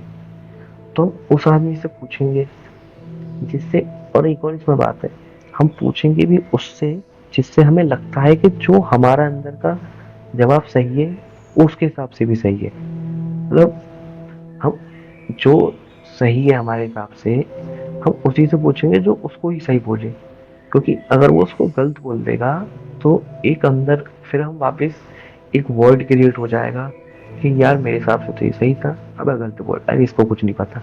तो फिर हम उसको इस तरीके से कंपेंसेट कर देते हैं, इसको नहीं पता, इसको क्या पता, मैंने तो यहाँ से देखा था, मैंने तो वहां से देखा था, उसने ही बोला था, उसने बोला था, इसको भी इतना नहीं पता, इसको भी टाइम लगेगा। तो वहां हम फिर अपने आप को सुपीरियर कर देते हैं। और वहीं अगर वो हमारे जब आपके साथ इंक्लाइन हो जाती है उसकी बंदे की थॉट प्रोसेस, तो हम फिर उसको सुपीरियर कर देते हैं कि ये देखो भाई, इसने भी यही बात बोली, तो मतलब इसे तो कुछ पता है। और फिर असलियत में हम उसको सुपीरियर नहीं करते, हम उसकी आड़ में करते खुद को ही सुपीरियर है, बस एक पर्दा लगा देते हैं सुपीरियोरिटी के पीछे। एक और जो पॉइंट मेरी समझ में आया, जो नाले वाली कहानी और समुद्र की कहानी, इस वीडियो में 2-3 बार शायद उसका जिक्र हुआ, समुद्र और नदी के बीच में अंतर और इसके बीच में अंतर। तो मेरे को ये समझ में आया कि ये बेसिक अंतर है छोटे लोग और बड़े लोग के बीच में। तो यहाँ मेरा छोटे लोग और बड़े लोग से बीच का मतलब वही है कि जो असलियत में बुद्धिमान है और जो बुद्धिमानिता का दिखावा करता है। जो बुद्धिमानिता का दिखावा करता है वो भाग रहा है, जिसको हम कहते हैं मैट्रिक्स, मैट्रिक्स में फॉलो कर रहा है, चीजों के पीछे भाग रहा है, पैसे के पीछे भाग रहा है, घर के पीछे भाग रहा है, हर चीज ऐसी चीज के पीछे भाग रहा है। और उसको अगर कोई ऐसा लाओत्से जैसा आदमी कहीं दिख जाए, या उसे पता चले कि कुछ ऐसे भी लोग हैं, तो वो उसको इतना ज्यादा मूर्ख समझेगा, सामने वाले को इतना ज्यादा बेवकूफ, मैं बोला बेवकूफ समझेगा कि जिसका कोई ठीक नहीं। वह अपने आप को इतना ज्यादा सुपीरियर समझता है कि वो दूसरे पर हंसता है, करे तू क्यों नहीं कर रहा भाई, तू भी तो कर, अरे जा, तू तो ये है, तू तो वो है। ये रियल वर्ल्ड में हमारे साथ होता है, हमारे आसपास के लोगों में आपने देखा होगा कि अगर हम कुछ चीजें वैसी नहीं करते जैसी हमारे आसपास के लोगों के हिसाब से होनी चाहिए, जैसे कि हम देखते हैं कि वही बड़े और छोटे के बीच का अंतर है, और यही इसमें दिखाने का कोशिश करी गई है। वहीं आज के हालात को देखकर हमारे देश के, हमारे मुल्क में जो चीजें घट रही हैं, उसके आधार पर देखकर जो बहुत इम्पोर्टेंट टॉपिक इस पॉइंट इस वीडियो में था वो था युद्ध, वॉर के टाइम लोगों की मनोस्थिति, साइकोलॉजी। मैं ये नहीं कहूँगा कि हाँ वॉर शुरू हो गई है या कुछ इस तरीके से, ये तो हमारी सरकार, और जब तक वो कुछ ऑफिशियल नहीं करेंगे जब तक कुछ नहीं कह सकते। लेकिन उस टाइप की परिस्थिति के हिसाब से भी हम हमारे आसपास देखें तो माहौल कुछ वैसा ही है। उसने बहुत क्लियरली बोला कि उस वक्त आप देखेंगे कि लोग बहुत ज़्यादा जागरूक हो जाते हैं, वो जो कि वो असलियत में नहीं है, या ये भी कहा जा सकता है कि जो कि वो असलियत में वैसे नॉर्मली नहीं है, वो ऐसी स्थिति में कुछ अलग बिहेव करने लग जाते हैं। इसका एग्जांपल देते हुए हिटलर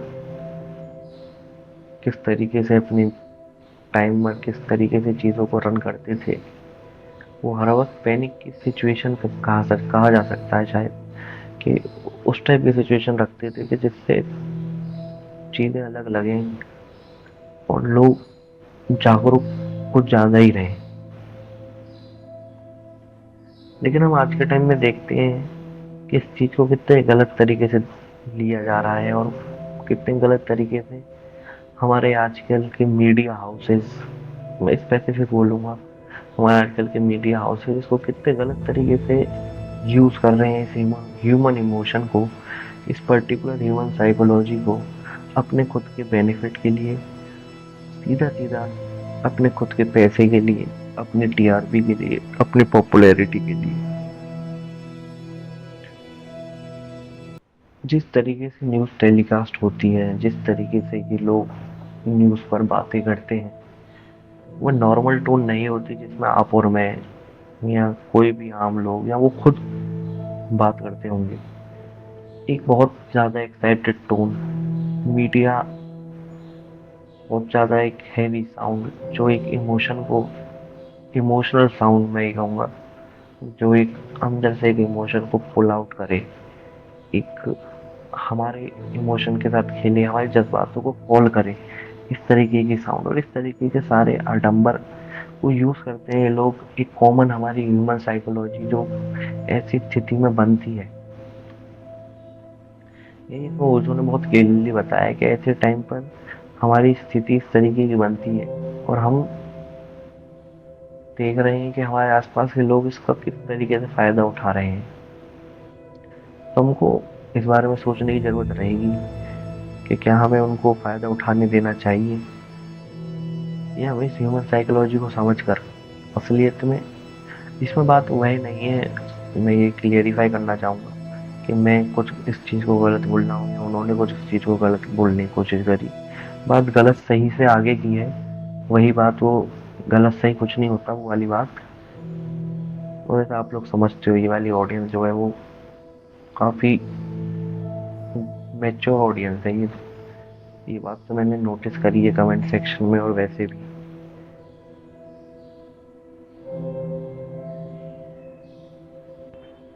और एक और जो पॉइंट मेरे को समझ में आता है, जो मेरे को इसमें सबसे ज़्यादा बात जो सबसे एक और क्लिक करी, वो सभ्य बना सभा से। यानी जो मेरे को लगा और समझ आया वो ये था कि हमारा नेचर, हमारी अंदर की पर्सनैलिटी और सारी चीज़ें अगर हमारी समाज के हिसाब से हैं, हमारा समाज जैसा चाहता है उस तरीके से हैं, समाज में जिस तरीके की चीज़ें परफेक्ट होती हैं उस हिसाब से हैं, तो हम सभ्य कहलाए जाएंगे, यानी एक आदर्शवादी और समाज के हिसाब से बिल्कुल परफेक्ट। लेकिन अगर समाज के हिसाब से हम नहीं हैं तो भद्र हमें ही कहा जाएगा। जैसे ओशो ने बताया कि लाओत्से समाज की नज़र में एक भद्र व्यक्ति कहलाए जाएंगे, क्योंकि ना वो समाज की तरह पैसों के पीछे भाग रहे हैं, ना वो समाज की तरह किसी ऐसी चीज़ के पीछे भाग रहे हैं जिसका ना कोई और है ना कोई छोर है, ना वो समाज की तरह वो वाली चीज़ें चाह रहे हैं जो लोग चाहते हैं। तो ये चीज़ अब हम अपनी पर्सनल लाइफ में भी देखते हैं कि जब हम समाज से कुछ अलग करने जाते हैं या समाज से कुछ अलग हमारी विचार धारणा जब हमारी अगर बनती है तो आप देखोगे कि लोग आपको अपोज करेंगे, लोग कुछ ना कुछ बोलेंगे, टोकेंगे, लेकिन उस समय हमें ये ध्यान में रखना है कि अगर हमें पता है हमारी थिंकिंग सही है और हमें पता है कि हम बेसिकली कहाँ से सोच रहे हैं, हमारा पॉइंट ऑफ व्यू हमसे ज्यादा किसी को नहीं पता। तो अगर हमें ये वाली बातें अपने से क्लियर हैं तो हमें इन सब बातों से फर्क पड़ना नहीं चाहिए। हमें इन सब बातों का फर्क पड़ना बंद करना पड़ेगा, क्योंकि जब तक हम इन सब बातों से अपने आप को फर्क पड़वाएंगे, अपने आप को महसूस करवाएंगे, उतना ही ज्यादा हम खुद के लिए नुकसान करेंगे। ये बात लास्ट से लास्ट वीडियो जिसमें राम जी के बारे में ओशो ने अपनी टिप्पणी दी थी, उस वीडियो में भी आप जाके सुन सकते हैं। उसमें राम जी को किस तरीके से ओशो ने उनका एक नया पर्सपेक्टिव हम सबके सामने रखा, और जिससे बहुत क्लियर हो जाती है समाज वाली पॉइंट कि वहाँ किस तरीके से उनको और आज की दुनिया में हम उनको देखते हैं। लेकिन असलियत में अगर आप सिचुएशन को देखें तो शायद सच कुछ और दिखेगा। इस वीडियो का एक बहुत क्लियर मैसेज, बहुत ज्यादा क्लियर मैसेज ये था कि गो विद द फ्लो। ये बहुत ही कॉमन और बहुत ही क्लीशे टॉपिक कहूंगा मैं कि हम स्पिरिचुअलिटी फिलोसॉफी में देखते हैं कि हर कोई बोलता है go with the flow, go with the flow. असलियत में होता क्या है go with the flow? Practically go with the flow है क्या? मेरे हिसाब से जब आप अपने अहंकार को साइड में हटाकर आप अपनी लाइफ को एक्सेप्ट करते हो, सबसे पहली चीज तो आप जिस सिचुएशन में हो, गंदी बुरी जो भी सिचुएशन बन गई है, आप उसको एक्सेप्ट करते हो, आप उससे लड़ना बंद कर देते हो। अब इसका मतलब ये नहीं कि आप हार मान जाओ। एक्सेप्टेंस का मतलब सिचुएशन का ये है कि आप उस पर्टिकुलर सिचुएशन को एक्सेप्ट करते हो कि हाँ यार ये मेरे साथ हो गया है, ना कि भगवान से या किसी से रोते हो कि मेरे साथ ही क्यों, मेरे साथ ही क्यों।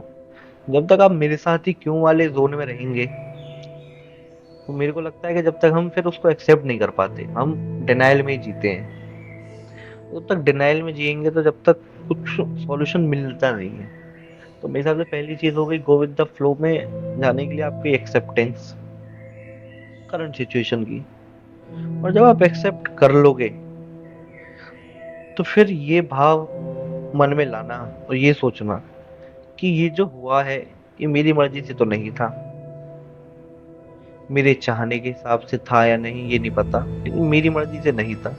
मेरी कोशिश जरूर थी इसको करने की, अगर वो पॉजिटिव है तो मेरी कोशिश जरूर थी इसको करने की। लेकिन इन दी एंड जब कोई चीज अचीव करते हो तो ये बात जरूर रियलाइज होगी कि 100% तो मैंने ही नहीं करा है, कुछ तो है जो मेरे को इस सिचुएशन में लाके खड़ा करा है। जब हम इस तरीके से सोचते हैं तो हम उस चीज के आउटकम से बिल्कुल ही अपने आप को अलग कर लेते हैं। क्योंकि जब हमको ये समझ में आ जाती है और जब हम ये महसूस करने लगते हैं कि आउटकम असलियत में वो नहीं है जो मैं सोचूंगा, आउटकम असलियत में वो होगा जो मैं करूंगा और मुझे भी नहीं पता वो क्या होगा, तो इस तरीके से फिर सोचने के बाद हम आउटकम से अलग हो जाते हैं। हमारा बस मेन पॉइंट रह जाता है प्रोसेस। और जब हम अपने प्रोसेस पे ध्यान देंगे, आउटकम से दूर रहेंगे, अपने अहंकार से दूर हो जाएंगे, तो वही state go with the flow की स्टेट है, कुछ और नहीं। उस स्टेट में पहुंचकर हमको ये फर्क पड़ना बंद कर देता है, बंद कर देगा कि आगे क्या होगा, मैं कर पाऊंगा नहीं कर पाऊंगा। जो गीता में श्री कृष्ण जी ने बोला था, कर्म कर, फल की चिंता मत कर, वो यही स्टेट है और कुछ नहीं। कि जब आप प्रोसेस पे ध्यान देते जाते हो, प्रोसेस पे ध्यान देते जाते हो, और इसमें एक चीज है कि जब हम प्रोसेस पे ध्यान देते जाते हैं तो बहुत से लोग या हम सब एक पॉइंट के बाद मेहनत करने के बाद बोलते हैं भाई यार अब तो बहुत मेहनत हो गई, अब क्या, अब भी क्यों नहीं हो रहा, अब भी क्यों नहीं हो रहा। अरे हमें क्या पता हमारे हिस्से की मेहनत कितनी लिखी है भगवान ने, या कितनी लिखी है उसने, हमको क्या पता कि शायद किसी की किस्मत में, किसी की डेस्टिनी में एक रात की मेहनत बहुत हो, किसी के लिए 10,000 रात की मेहनत कम हो। लेकिन मेरा ये मानना है कि जितनी मेहनत लिखी है ये तो हमको नहीं पता। तो हम अगर मुंह नीचे करके काम करते जाएंगे करते जाएंगे करते जाएंगे, चाहे वो एक रात हो, चाहे 2 रात हो, चाहे 10 रात, 12, 16, 20,000, 10,000, कितनी भी रात हो, एक ना एक दिन वो सूरज जरूर आएगा जब सब चीज बदल जाएंगी। और फिर सब बोलेंगे कि अरे ये तो एक रात में कहां से कहां पहुंच गया। वो एक रात लाने के लिए हर किसी की किस्मत में, हर किसी की डेस्टिनी में कितनी रातें लिखी हैं वो कोई नहीं बता सकता। और कोई सोचने जाएगा तो फिर बस सोचता रह जाएगा। तो सीधा सा सिंपल सॉल्यूशन यही है कि करो, करते जाओ, इतना ज्यादा उसमें इन्वॉल्व हो जाओ, इतना ज्यादा खुद को इन्वॉल्व कर लो कि फिर उसका आउटकम या क्या होने वाला उससे फर्क ही पड़ना बंद हो जाएगा। हमारी किस्मत में, हमारी डेस्टिनी में, मैं किस्मत इसलिए ज्यादा यूज नहीं कर रहा कि फिर वो थोड़ा मिस इंटरप्रेट हो जाता है। जैसे उसने बोला कि लाओ से ईश्वर शब्द को ज्यादा यूज नहीं करना चाहते, क्योंकि हमारे ईश्वर हम सबके हिसाब से हैं। हम जब चाहते हैं ईश्वर वैसे हैं, हम जब नहीं चाहते ईश्वर वैसे नहीं है। पहले के ईश्वर कुछ और थे, आज के ईश्वर कुछ। तो इसलिए हमारा ये जो मानने का प्रोसेस है ये सबसे गलत और सबसे ज्यादा दुख हमको यही देता है। तो मानना बंद करो, ढूंढना शुरू करो। क्वेश्चनों के आंसर इसलिए नहीं चाहिए हमको कि हमें अपने आप को सही साबित करना है। हमें इसलिए चाहिए कि हमें उसका आंसर चाहिए। जब असलियत में उसका आंसर ढूंढेंगे तो हम अपने सेल्फ के लिए, अपने खुद के लिए जितनी आगे बढ़ सकते उतनी ज्यादा आगे बढ़ पाएंगे, उतनी ज्यादा आगे मेहनत कर पाएंगे और असलियत में उसको ढूंढ पाएंगे जिसकी हम तलाश में हैं। तो चलिए अब हम जानते हैं बाकी अदर फिलोसोफर्स ने इसके बारे में क्या कहा। तो सबसे पहले मैं बात करूंगा लाओ त्से की, जिनके बारे में ये वीडियो है। और ये बेसिकली उन ओशो का उपनिषद है। इसका टॉपिक ही है डिस्कोर्स का, लाओ ताओ उपनिषद उसका पार्ट है। और इसमें लाओ त्से के बारे में ही और लाओ त्से के साथ ही उनकी टीचिंग्स को बताते हुए, उनके बारे में रेफरेंस देते हुए ओशो ने पूरा डिस्कोर्स करा है। तो लाओ त्से ने बात करी है वुई वुई, चाइनीज टर्म है, इसका मतलब होता है एफर्टलेस एक्शन। लाओ त्से ने हमेशा बोला है कि हम जितना ज्यादा अपनी लाइफ में चीजों को फोर्स करना चाहेंगे या उनको अपने हिसाब से चलाना चाहेंगे, उतनी ज्यादा उनसे हमारी रिदम और यूनिवर्स की रिदम अलग हो जाती है। लाओ त्से का मानना था कि हम जितनी जल्दी अपने आप को, नेचर को सरेंडर कर देंगे और यूनिवर्स की रिदम के साथ अपने आप को मैच कर लेंगे, हम उतना ही ज्यादा नेचर के करीब, खुद के करीब और अपने गोल्स और अपने सेल्फ के करीब आ जाएंगे, जो कि हमें असलियत में करने के लिए भेजा है। लेकिन लाओ त्से की खास बात यह थी, जिसका जिक्र ओशो ने भी करा, वे कभी भी ईश्वर ऐसा शब्द, परमात्मा यानी इन शब्द का उपयोग कम से कम करना चाहते थे और इनका उपयोग कम से कम करते थे, क्योंकि ये शब्द लोगों ने इनको बहुत गलत तरीके से देखा है और बहुत ही गलत तरीके से इंटरप्रेट समय के साथ साथ करते आए हैं। जैसे ओशो ने जिक्र करा कि हम वेदों की पूजा आज भी करते हैं, लेकिन जो वेद में लिखा है अगर हम उसे आज ज्यों की त्यों अपनाने जाएंगे तो हम अपना नहीं पाएंगे। इसलिए फिर हम उसके लिखी गई चीजों का मीनिंग आज बदलने की कोशिश करते हैं। लेकिन अगर कोई इसके बारे में इतना सच बोले तो वह लोगों को बहुत बुरा लगता है। इनफैक्ट लोग सुनना ही नहीं चाहते।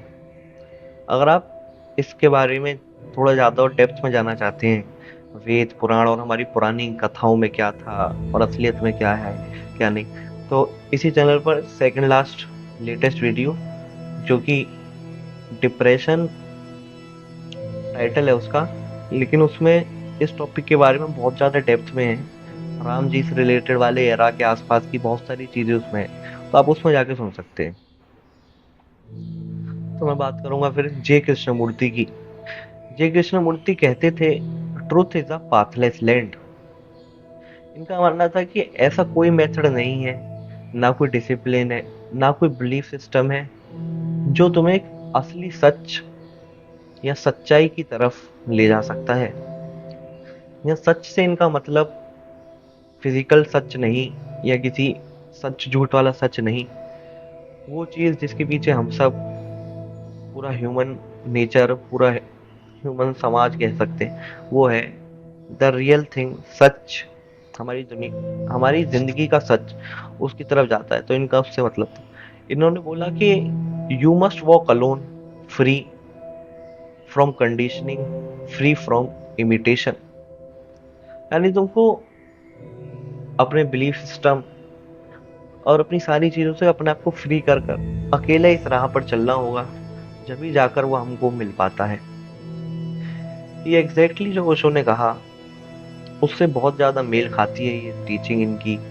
जो ओशो ने बोला है कि stop being a copy, start living originally. अगर हम किसी के जैसा खुद को बनाना चाहेंगे, चीजों को मानते मानते अपने जीवन को आगे बढ़ाना चाहेंगे, तो वहां नहीं पहुंच पाएंगे जहां हमको असलियत में पहुंचना चाहिए। हम बस फॉलोइंग और इस संसार के आडंबरों में ही फंसे रह जाएंगे। वहीं रूमी कहते हैं, try not to resist the change that come your way, instead let life let live through you. यानी वही बात, फ्लो वाली बात, नेचर के साथ जुड़ने वाली बात, ये भी उसी को दोहराते हैं कि अगर हम अपने जीवन में आने वाले चेंजेस को, उनसे डरेंगे, उनको एक्सेप्ट नहीं करेंगे, तो हम अपने आप को ऐसी स्टेट में ले जाते हैं जहां हम अपनी नेचुरल फ्लो से भी अलग हो जाते हैं, और जब खुद कुछ करने जाते हैं तो वहां दिक्कत आ जाती है। तो इसी बात को रूमी ने बोला कि हम जितना ज्यादा अपने प्लान्स पर, अपनी चीजों पर कंट्रोल करेंगे, हमारा डर हमारे साथ उतना ही बढ़ता जाएगा। रूमी कहते थे, life start dancing through us, don't stop it. यानी जिंदगी हमारे साथ नृत्य करना चाहती है तो उसे करने दो, हमें ट्रांसफॉर्मेशन से नहीं डरना चाहिए। ये एलन वॉट्स बोलते हैं, the more we struggle for life as if it were a possession, the more we lose it. इनका बोलना था कि जिस तरीके से अब अगर हम पानी को अपने हाथ में मुट्ठी में बंद करना चाहेंगे, तो मुट्ठी में कुछ नहीं बचेगा, सब पानी बह जाएगा।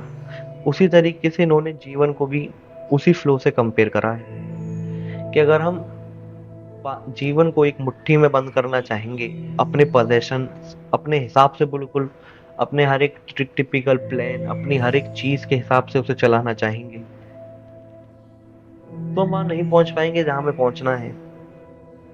इंस्टेड, जिस तरह से पानी हाथ से फिसलता है, हमारा जीवन भी हमारे हाथ से फिसलता चला जाएगा। ये ओशो की सिद्धांत से भी मैच खाता है। ओशो ने बोला था, जैसे ओशो ने बताया कि drop the effort, life can not be owned, it can only be lived moment to moment with awareness. या विद अवेयरनेस वाली बात लाओत्से के माध्यम से, और लाओत्से ने भी बोली कि जब हम बोलते हैं गो विद द फ्लो, और इन सब चीजों की जब चर्चा करते हैं कि लाइफ को लाइफ होने दो, तो इसमें जो एक अंडरलाइन चीज रहती है वो रहती है अवेयरनेस। हमको हमारी अवेयरनेस हमारे साथ रखनी है, कि अगर हम हमारी अवेयरनेस छोड़ देंगे तो फिर हम में और फिर जानवर में अंतर नहीं रहेगा। ह्यूमन कॉन्शियस जो हमारे पास है वो हमारा सबसे बड़ा गिफ्ट है। ह्यूमन कॉन्शियस से अगर हम अवेयरनेस को अपने साथ रखेंगे, तो हम किसी भी स्टेट में जाएं, अपने आप को कैसे भी रखें, हम हमेशा उसमें सही रहेंगे।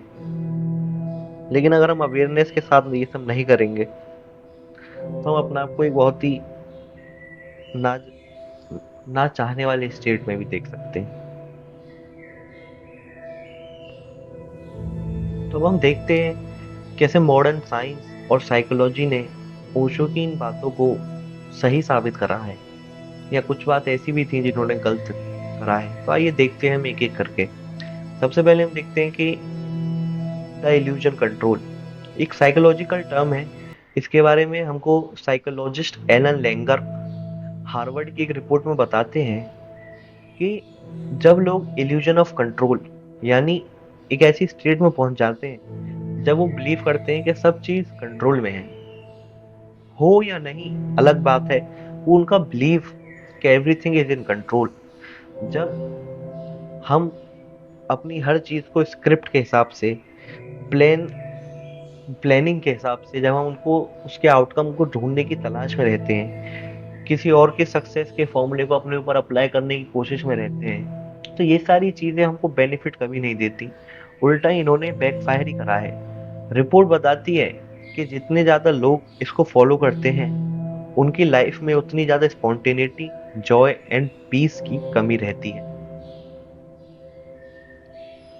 वहीं हम देखते हैं कि द ऑथेंसिटी एंड वेल बीइंग, इसके बारे में एक जर्नल में पोस्ट पब्लिश करा गया था, the journal of counselling psychology.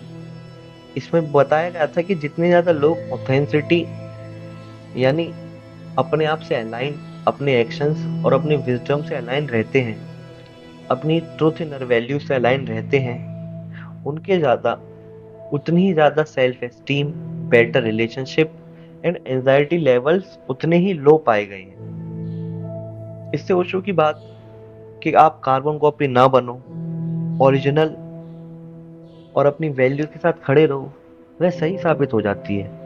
Psychology agree करती है कि authenticity is not just spiritual, it's healing. वहीं मॉडर्न न्यूरोसाइंस ने भी ये हमको बताया है कि when we live in the present और not try to be caught in past or future, it is one of the greatest indicators of mental well-being। वही जो बात लाओत्से ने, अभी हमने देखा कृष्णमूर्ति, रूमी ने भी यही बोला, फिलोसोफर्स ने भी यही बोला कि जितना ज्यादा हम अपने प्रेजेंट और मोमेंट में अवेयरनेस के साथ जिएंगे, आगे की चीजों को हद से ज्यादा प्लानिंग से दूर रहेंगे, पास्ट में जो हुआ उसके ग्रीफ, उसकी आउटकम से दूर रहेंगे, उतना ज़्यादा हम अपने आप को बेटर कर पाएंगे, उतना ज़्यादा हम अपने आप को बेटर मेंटल हेल्थ में देख पाएंगे। यही बात न्यूरोसाइंस भी हमें बताती है। न्यूरोसाइंस बोलती है, न्यूरोसाइंस में बताते हैं कि जो हमारा ब्रेन है, वही ब्रेन इमेजिंग स्टडीज ये रिवील करती हैं कि जितने ज़्यादा हम माइंडफुल प्रैक्टिसेस में अपने आप को इन्वॉल्व करेंगे, हमारे अंदर उतनी ही ज़्यादा एक्टिविटीज़, जो नेटवर्किंग एक्टिविटीज़ होती हैं, एंजाइटी एक्टिविटीज़, वो उतनी ही ज़्यादा उसी लेवल से डिक्लाइन करना, डिक्रीज होना शुरू हो जाती है। ये ओशो का थॉट मोमेंट टू मोमेंट को दर्शाती है, और इन स्टडीज से ये बात क्लियर हो जाती है कि awareness heels and present transforms. वहीं आज की last study, the problem with mimicking, इसको साइकोलॉजिस्ट बोलते हैं कि अपने सेल्फ कॉन्सेप्ट से दूर हो जाना, और इसका अपोजिट जब हम मिमिक करने की कोशिश नहीं करते, उसको साइकोलॉजिस्ट ने बोला है कि सेल्फ कॉन्सेप्ट क्लैरिटी। हम कितना ज़्यादा अपने आप को क्लियरली देख पाते हैं, समझ पाते हैं, ना कि किसी और के पर्सपेक्टिव और किसी और की चीज़ों से खुद के बारे में बिलीफ बना लेते हैं। यहाँ बात बस समझने की नहीं, यहाँ बात बिलीफ सिस्टम की है कि अगर हम दूसरे के बोलने से अपने आप को मान लेंगे, अपनी चीज़ों को एक्सेप्ट कर लेंगे, तो चीज़ें वैसी नहीं रहेंगी जैसी होनी चाहिए, उससे काफ़ी डिफरेंट और काफ़ी अलग हो जाएंगी। लेकिन अगर हम उसी का उल्टा अपने सेल्फ कॉन्सेप्ट में क्लैरिटी ढूंढ लेते हैं, तो हमारा सेल्फ कॉन्सेप्ट इतना ज़्यादा बढ़ता है, हमारे कंफ्यूजन कम हो जाते हैं, स्ट्रेस कम हो जाता है, इवन हम डिप्रेशन से भी काफ़ी दूर चले जाते हैं। तो अंत में मैं बस यही बोलना चाहूंगा कि ओशो या जितने भी फिलोसोफर्स के हम इस बारे में हमने इस वीडियो में बात करी, जिनकी बात सुनी, कोई भी हमें ये नहीं बोल रहा है कि ये मत करो, ट्राई मत करो, फिक्स करना बंद कर दो, या ये चीज ऐसे करो। ये कोई हमें पर्टिकुलर हैंडबुक नहीं दे रहा है। फॉर वंस हम कोई मैसेज दे रहे हैं कि जस्ट बी। बहुत छोटा है सुनने में, बहुत छोटा मैसेज है, लेकिन it holds a very deep value. हम ऐसे वर्ल्ड में रहते हैं जहां हम ऑब्सेस्ड हैं इम्प्रूवमेंट से, अपनी हर एक एक्शन से। छोटे छोटे बच्चे आजकल कि how to improve, how to वो, ये सर्च करके अपना आपको एक रेस में डाल लेते हैं। गलत नहीं है, लेकिन हमें ये सवाल अपने आप से पूछना पड़ेगा, इम्प्रूव टुवर्ड्स व्हाट? क्या हम अपने आप के एक मोर पॉलिश्ड वर्जन को ढूंढ रहे हैं, या इस इम्प्रूवमेंट की आड़ में हम एक पॉलिश्ड प्रिजनर को ढूंढ रहे हैं जो एक ट्रैप में फंस गया है इम्प्रूवमेंट के?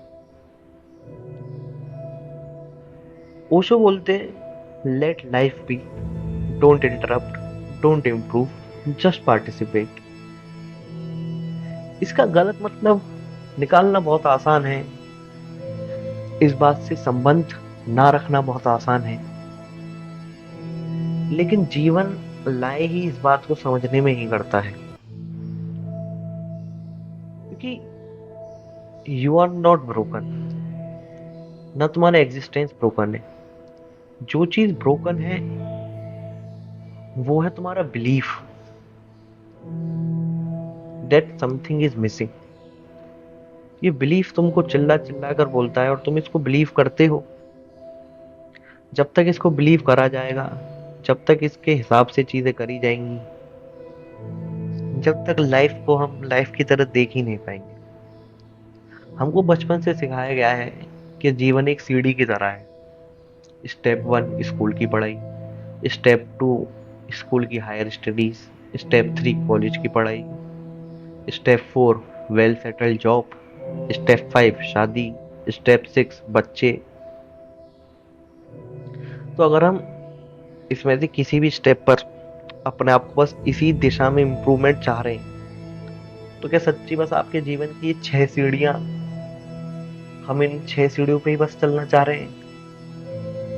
और इन 6 सीढ़ियों पे इसी तरीके से चलना चाह रहे हैं हम लोग, जिस तरीके से हमको बताया गया है, जिस तरीके से हमने लोगों को अपने आसपास के करते देखा है? और क्या वो लोग सच में खुश हैं?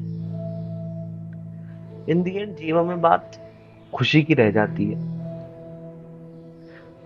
और एब्सोल्यूट खुशी कुछ होती नहीं। तो फिर असलियत में खुशी है क्या? यही वो सवाल है जो हमें खुद से पूछना चाहिए। अपने हर एक डिसीजन को लेते टाइम अपने आप से पूछना चाहिए। डिसीजन लेने के बाद उस पर बिलीव करना, और ना कि हर बार उसको इंटरप्ट करना, या कुछ लाइफ ने जो हमें दिया उसको इंटरप्ट करना, ये नहीं करना चाहिए। ओशो ने हमारे अंदर के इल्यूजन को पलट दिया है। उन्होंने बोला कि you are already enough, you are already whole, you just forgot. ये हमारे करंट बिलीफ सिस्टम से बिल्कुल अलग है, लेकिन इसके बारे में हमको सोचने की बहुत ज्यादा जरूरत है कि असलियत में उन्होंने ऐसा क्यों बोला है, और क्या इस बोलने के पीछे कुछ और वजह है, या बस वही जितना हम समझ पा रहे हैं।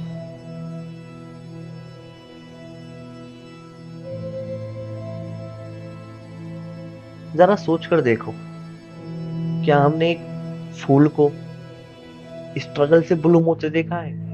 क्या जब फूल, एक फ्लावर जब ब्लूम करता है, जब खिलता है, आपने कभी देखा वो स्ट्रगल कर रहा हो? या कोई रिवर, कोई नदी बहते हुए अपने फ्लो में स्ट्रगल करती है? अब आप बोलोगे कि स्ट्रगल आ जाता है भैया, वो डल जाती है, लकड़े जब बाढ़ वगैरह आती तो रुक जाती है। लेकिन अगर आप इसको डीपली देखो तो कभी भी नेचर को नेचर नहीं रोक पाता। ये बात पिछली वीडियो में भी ओशो ने बोली थी कि whenever nature tries to stop, nature ही वे निकाल देता है उसके आगे बढ़ने का। बस एक आदमी है, हाँ, हम डैम बिल्ड कर दें रिवर के आगे, नदी के आगे, समुद्र के आगे, कहीं भी, तो फिर हम रोक देंगे। तो ह्यूमन ही पॉसिबल है उस नेचर के फ्लो को रोकने के लिए, और अपने खुद के फ्लो को रोकने के लिए वो ह्यूमन का ही काम है। नेचर कभी ऐसे नहीं कर सकता, नेचर कभी स्ट्राइव नहीं करता, नदी कभी भी पेड़ की तरह ऊपर नहीं उठना चाहती, पेड़ कभी नदी की तरह बहना नहीं चाहता, वो कभी कॉपी नहीं करता। वो जो है वो है। ये चीज नेचर से हमको सीखनी चाहिए, अडेप्ट करनी चाहिए। ओशो का मतलब यही है, the rose is a rose is a rose, it doesn't try to become a lotus. यही बात, जो नेचर में जैसा है वो उसमें खुश है, वो कुछ ही और कुछ बनने की कोशिश नहीं कर रहा, ना वो कुछ और ऐसा एक्स्ट्रा चाह रहा है करना, या कुछ और ऐसा बनने की कोशिश में है जो वो नहीं बन सकता।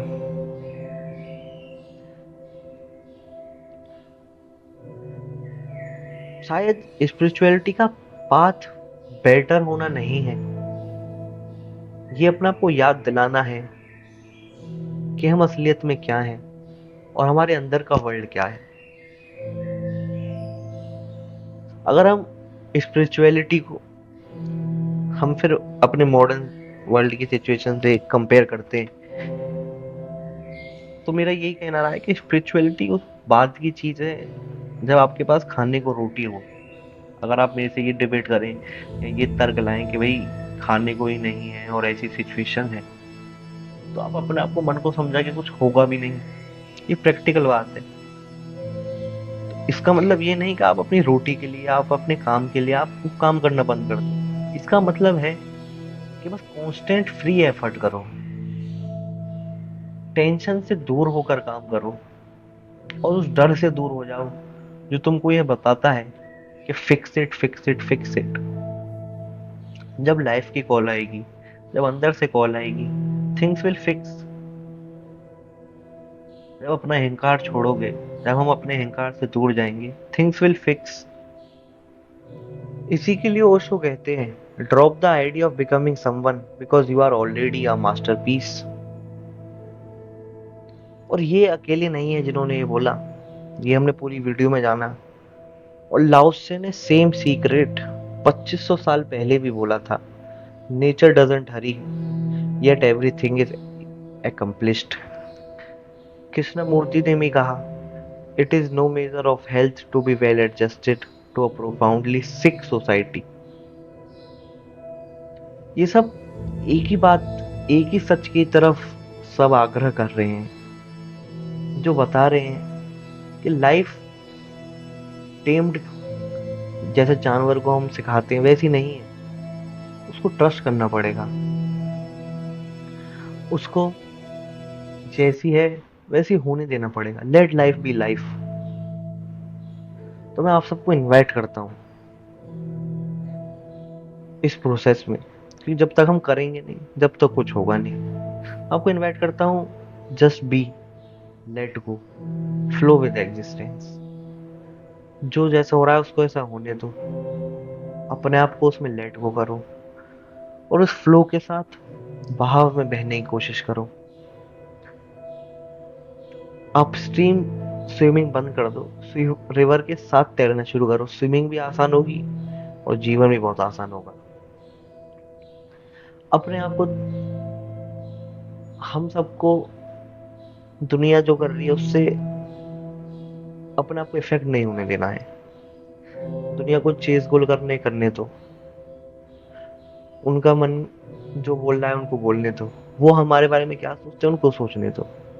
हम क्या करेंगे, हम बैठेंगे साइलेंस में, सुनेंगे वो आवाज जो हमारे अंदर से आ रही है।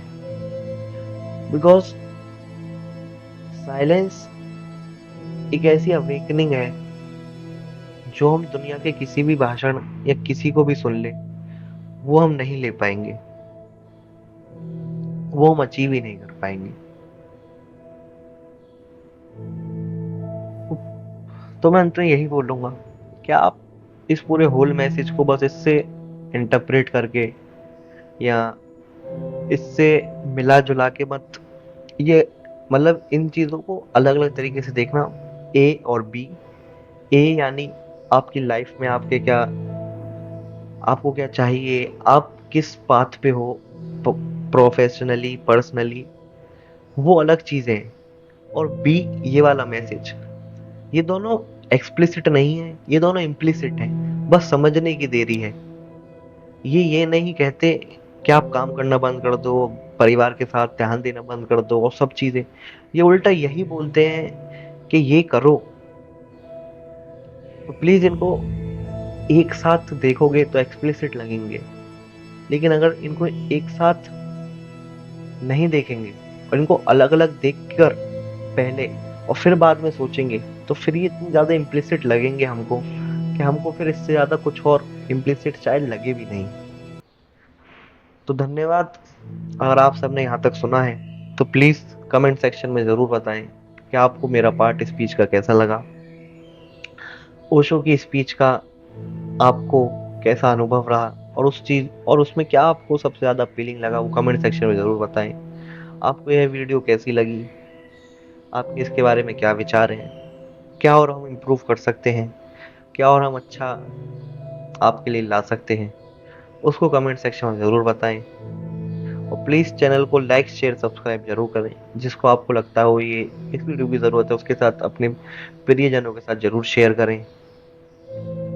अगर आप इनसे रिलेटेड बुक्स या कुछ स्टडी पढ़ना चाहते हैं तो उसकी मैं लिंक डिस्क्रिप्शन में दे दूंगा, आप वहाँ से जाके पढ़ सकते हैं, बाय कर सकते हैं, परचेज कर सकते हैं। वो अफिलिएट लिंक होती हैं, उससे आपको कुछ एक्स्ट्रा कॉस्ट नहीं पड़ती, बस हमारे एक छोटे से चैनल को आपकी तरफ से एक छोटा सा सपोर्ट मिल जाता है। तो यही मैं ख़त्म करता हूँ वीडियो, मिलते हैं अगली वीडियो में। जहाँ तक कि मैं सोच रहा हूँ संभोग से समाधि वाली का हम पार्ट 2 लाएं अगले हफ्ते, और आप कमेंट सेक्शन में बताएं कि हम अगले हफ्ते क्या लाएं और किस वीडियो के बारे में चर्चा करें। तो मिलते हैं अगली वीडियो में अगले हफ्ते, जब तक के लिए धन्यवाद।